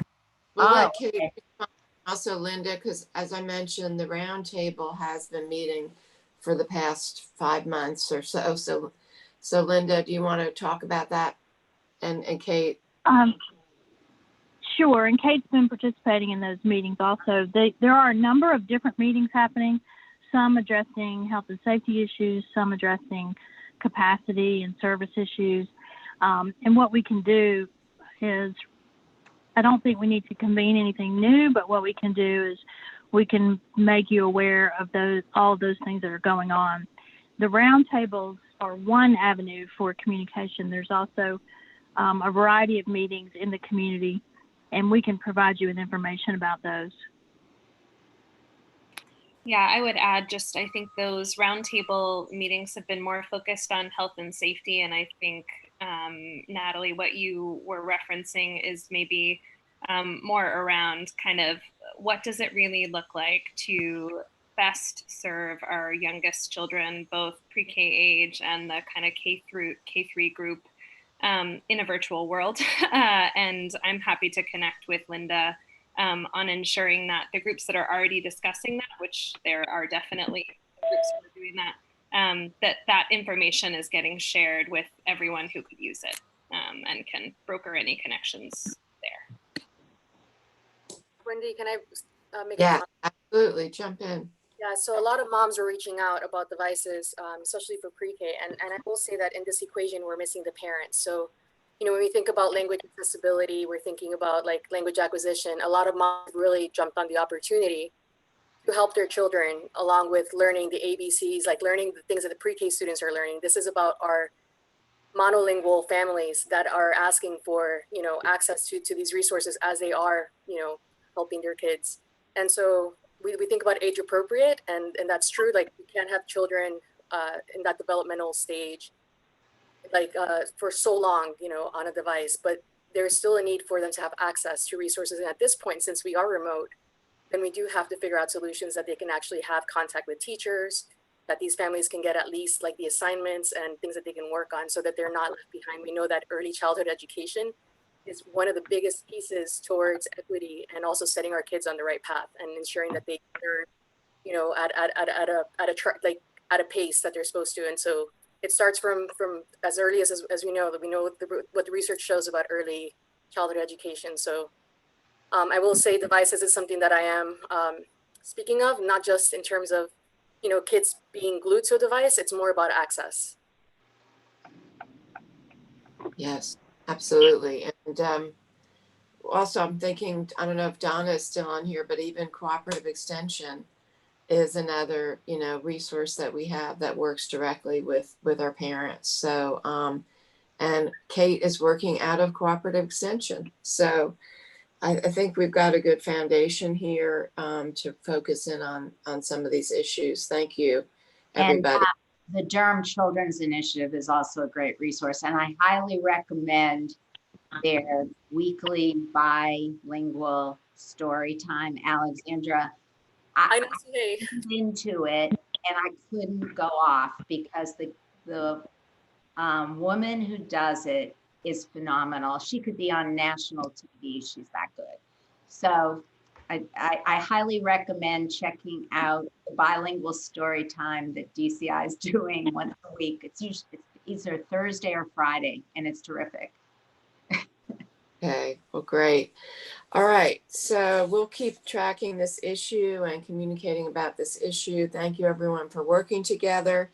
Our next item is just future meeting dates discussion. I know our next meeting is scheduled for October 20th, being hosted by Board of Education.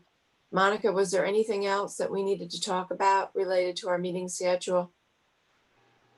Have we created a calendar for the whole year? Or the school board typically goes in academic years, and I can't remember if our boards have decided what our calendar was going to be for the next academic year. I don't know. We can also talk about this more offline and bring a schedule to the next meeting. I think one other thing is just as we are navigating coronavirus and the pandemic and CARES funding, if we need to come back together sooner to have conversations around funding for learning centers, I'm speaking for the board, but we'll figure out how we can make sure we're available, because this funding issue is pertinent and it's something that's urgent and needs to take care of. And by October 20th, you know, we'll be in second quarter of the year thinking about other changes. So please, let's stay in contact around if we need to meet sooner to make sure that we can move some things forward. Absolutely, that's a great point. And next we have public comments. I will read some public comments that we've gotten. Comment number 1 is from Ajax Woolley. I have 3 DPS students who will probably be relatively okay through all this turmoil because of my privilege. Right now, my personal volunteer and organizing work has me viewing the crisis through the lens of public housing residents. Those communities will need, as Dr. Mabenga stated, excuse me, quote unquote, the entire village. He mentioned in particular faith-based institutions, and though I am not a congregant of one, I am aware of the depth and breadth of commitment and capacity that exists there. I urge you and your colleagues to consider that the PR mechanisms of the Public Housing Agency in Durham tend to offer a decidedly rosy picture of their own ability to network and distribute resources, even when they properly belong to the public within the existing communities they are obligated to serve. It's vitally important that we speak of this openly. DHA administrative services are not a trusted source of information or follow through amongst the residents they serve.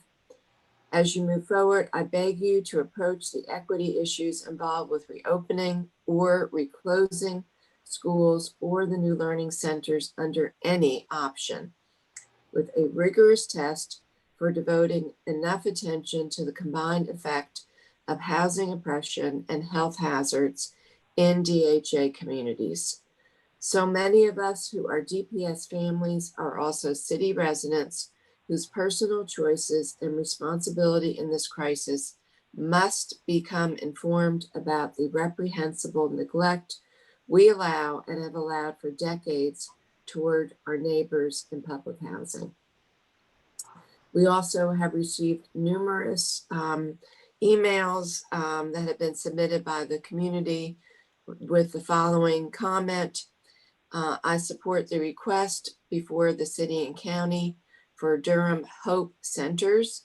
I'm extremely concerned about the DPS students in our community who need physical spaces outside of their homes to successfully access their online learning.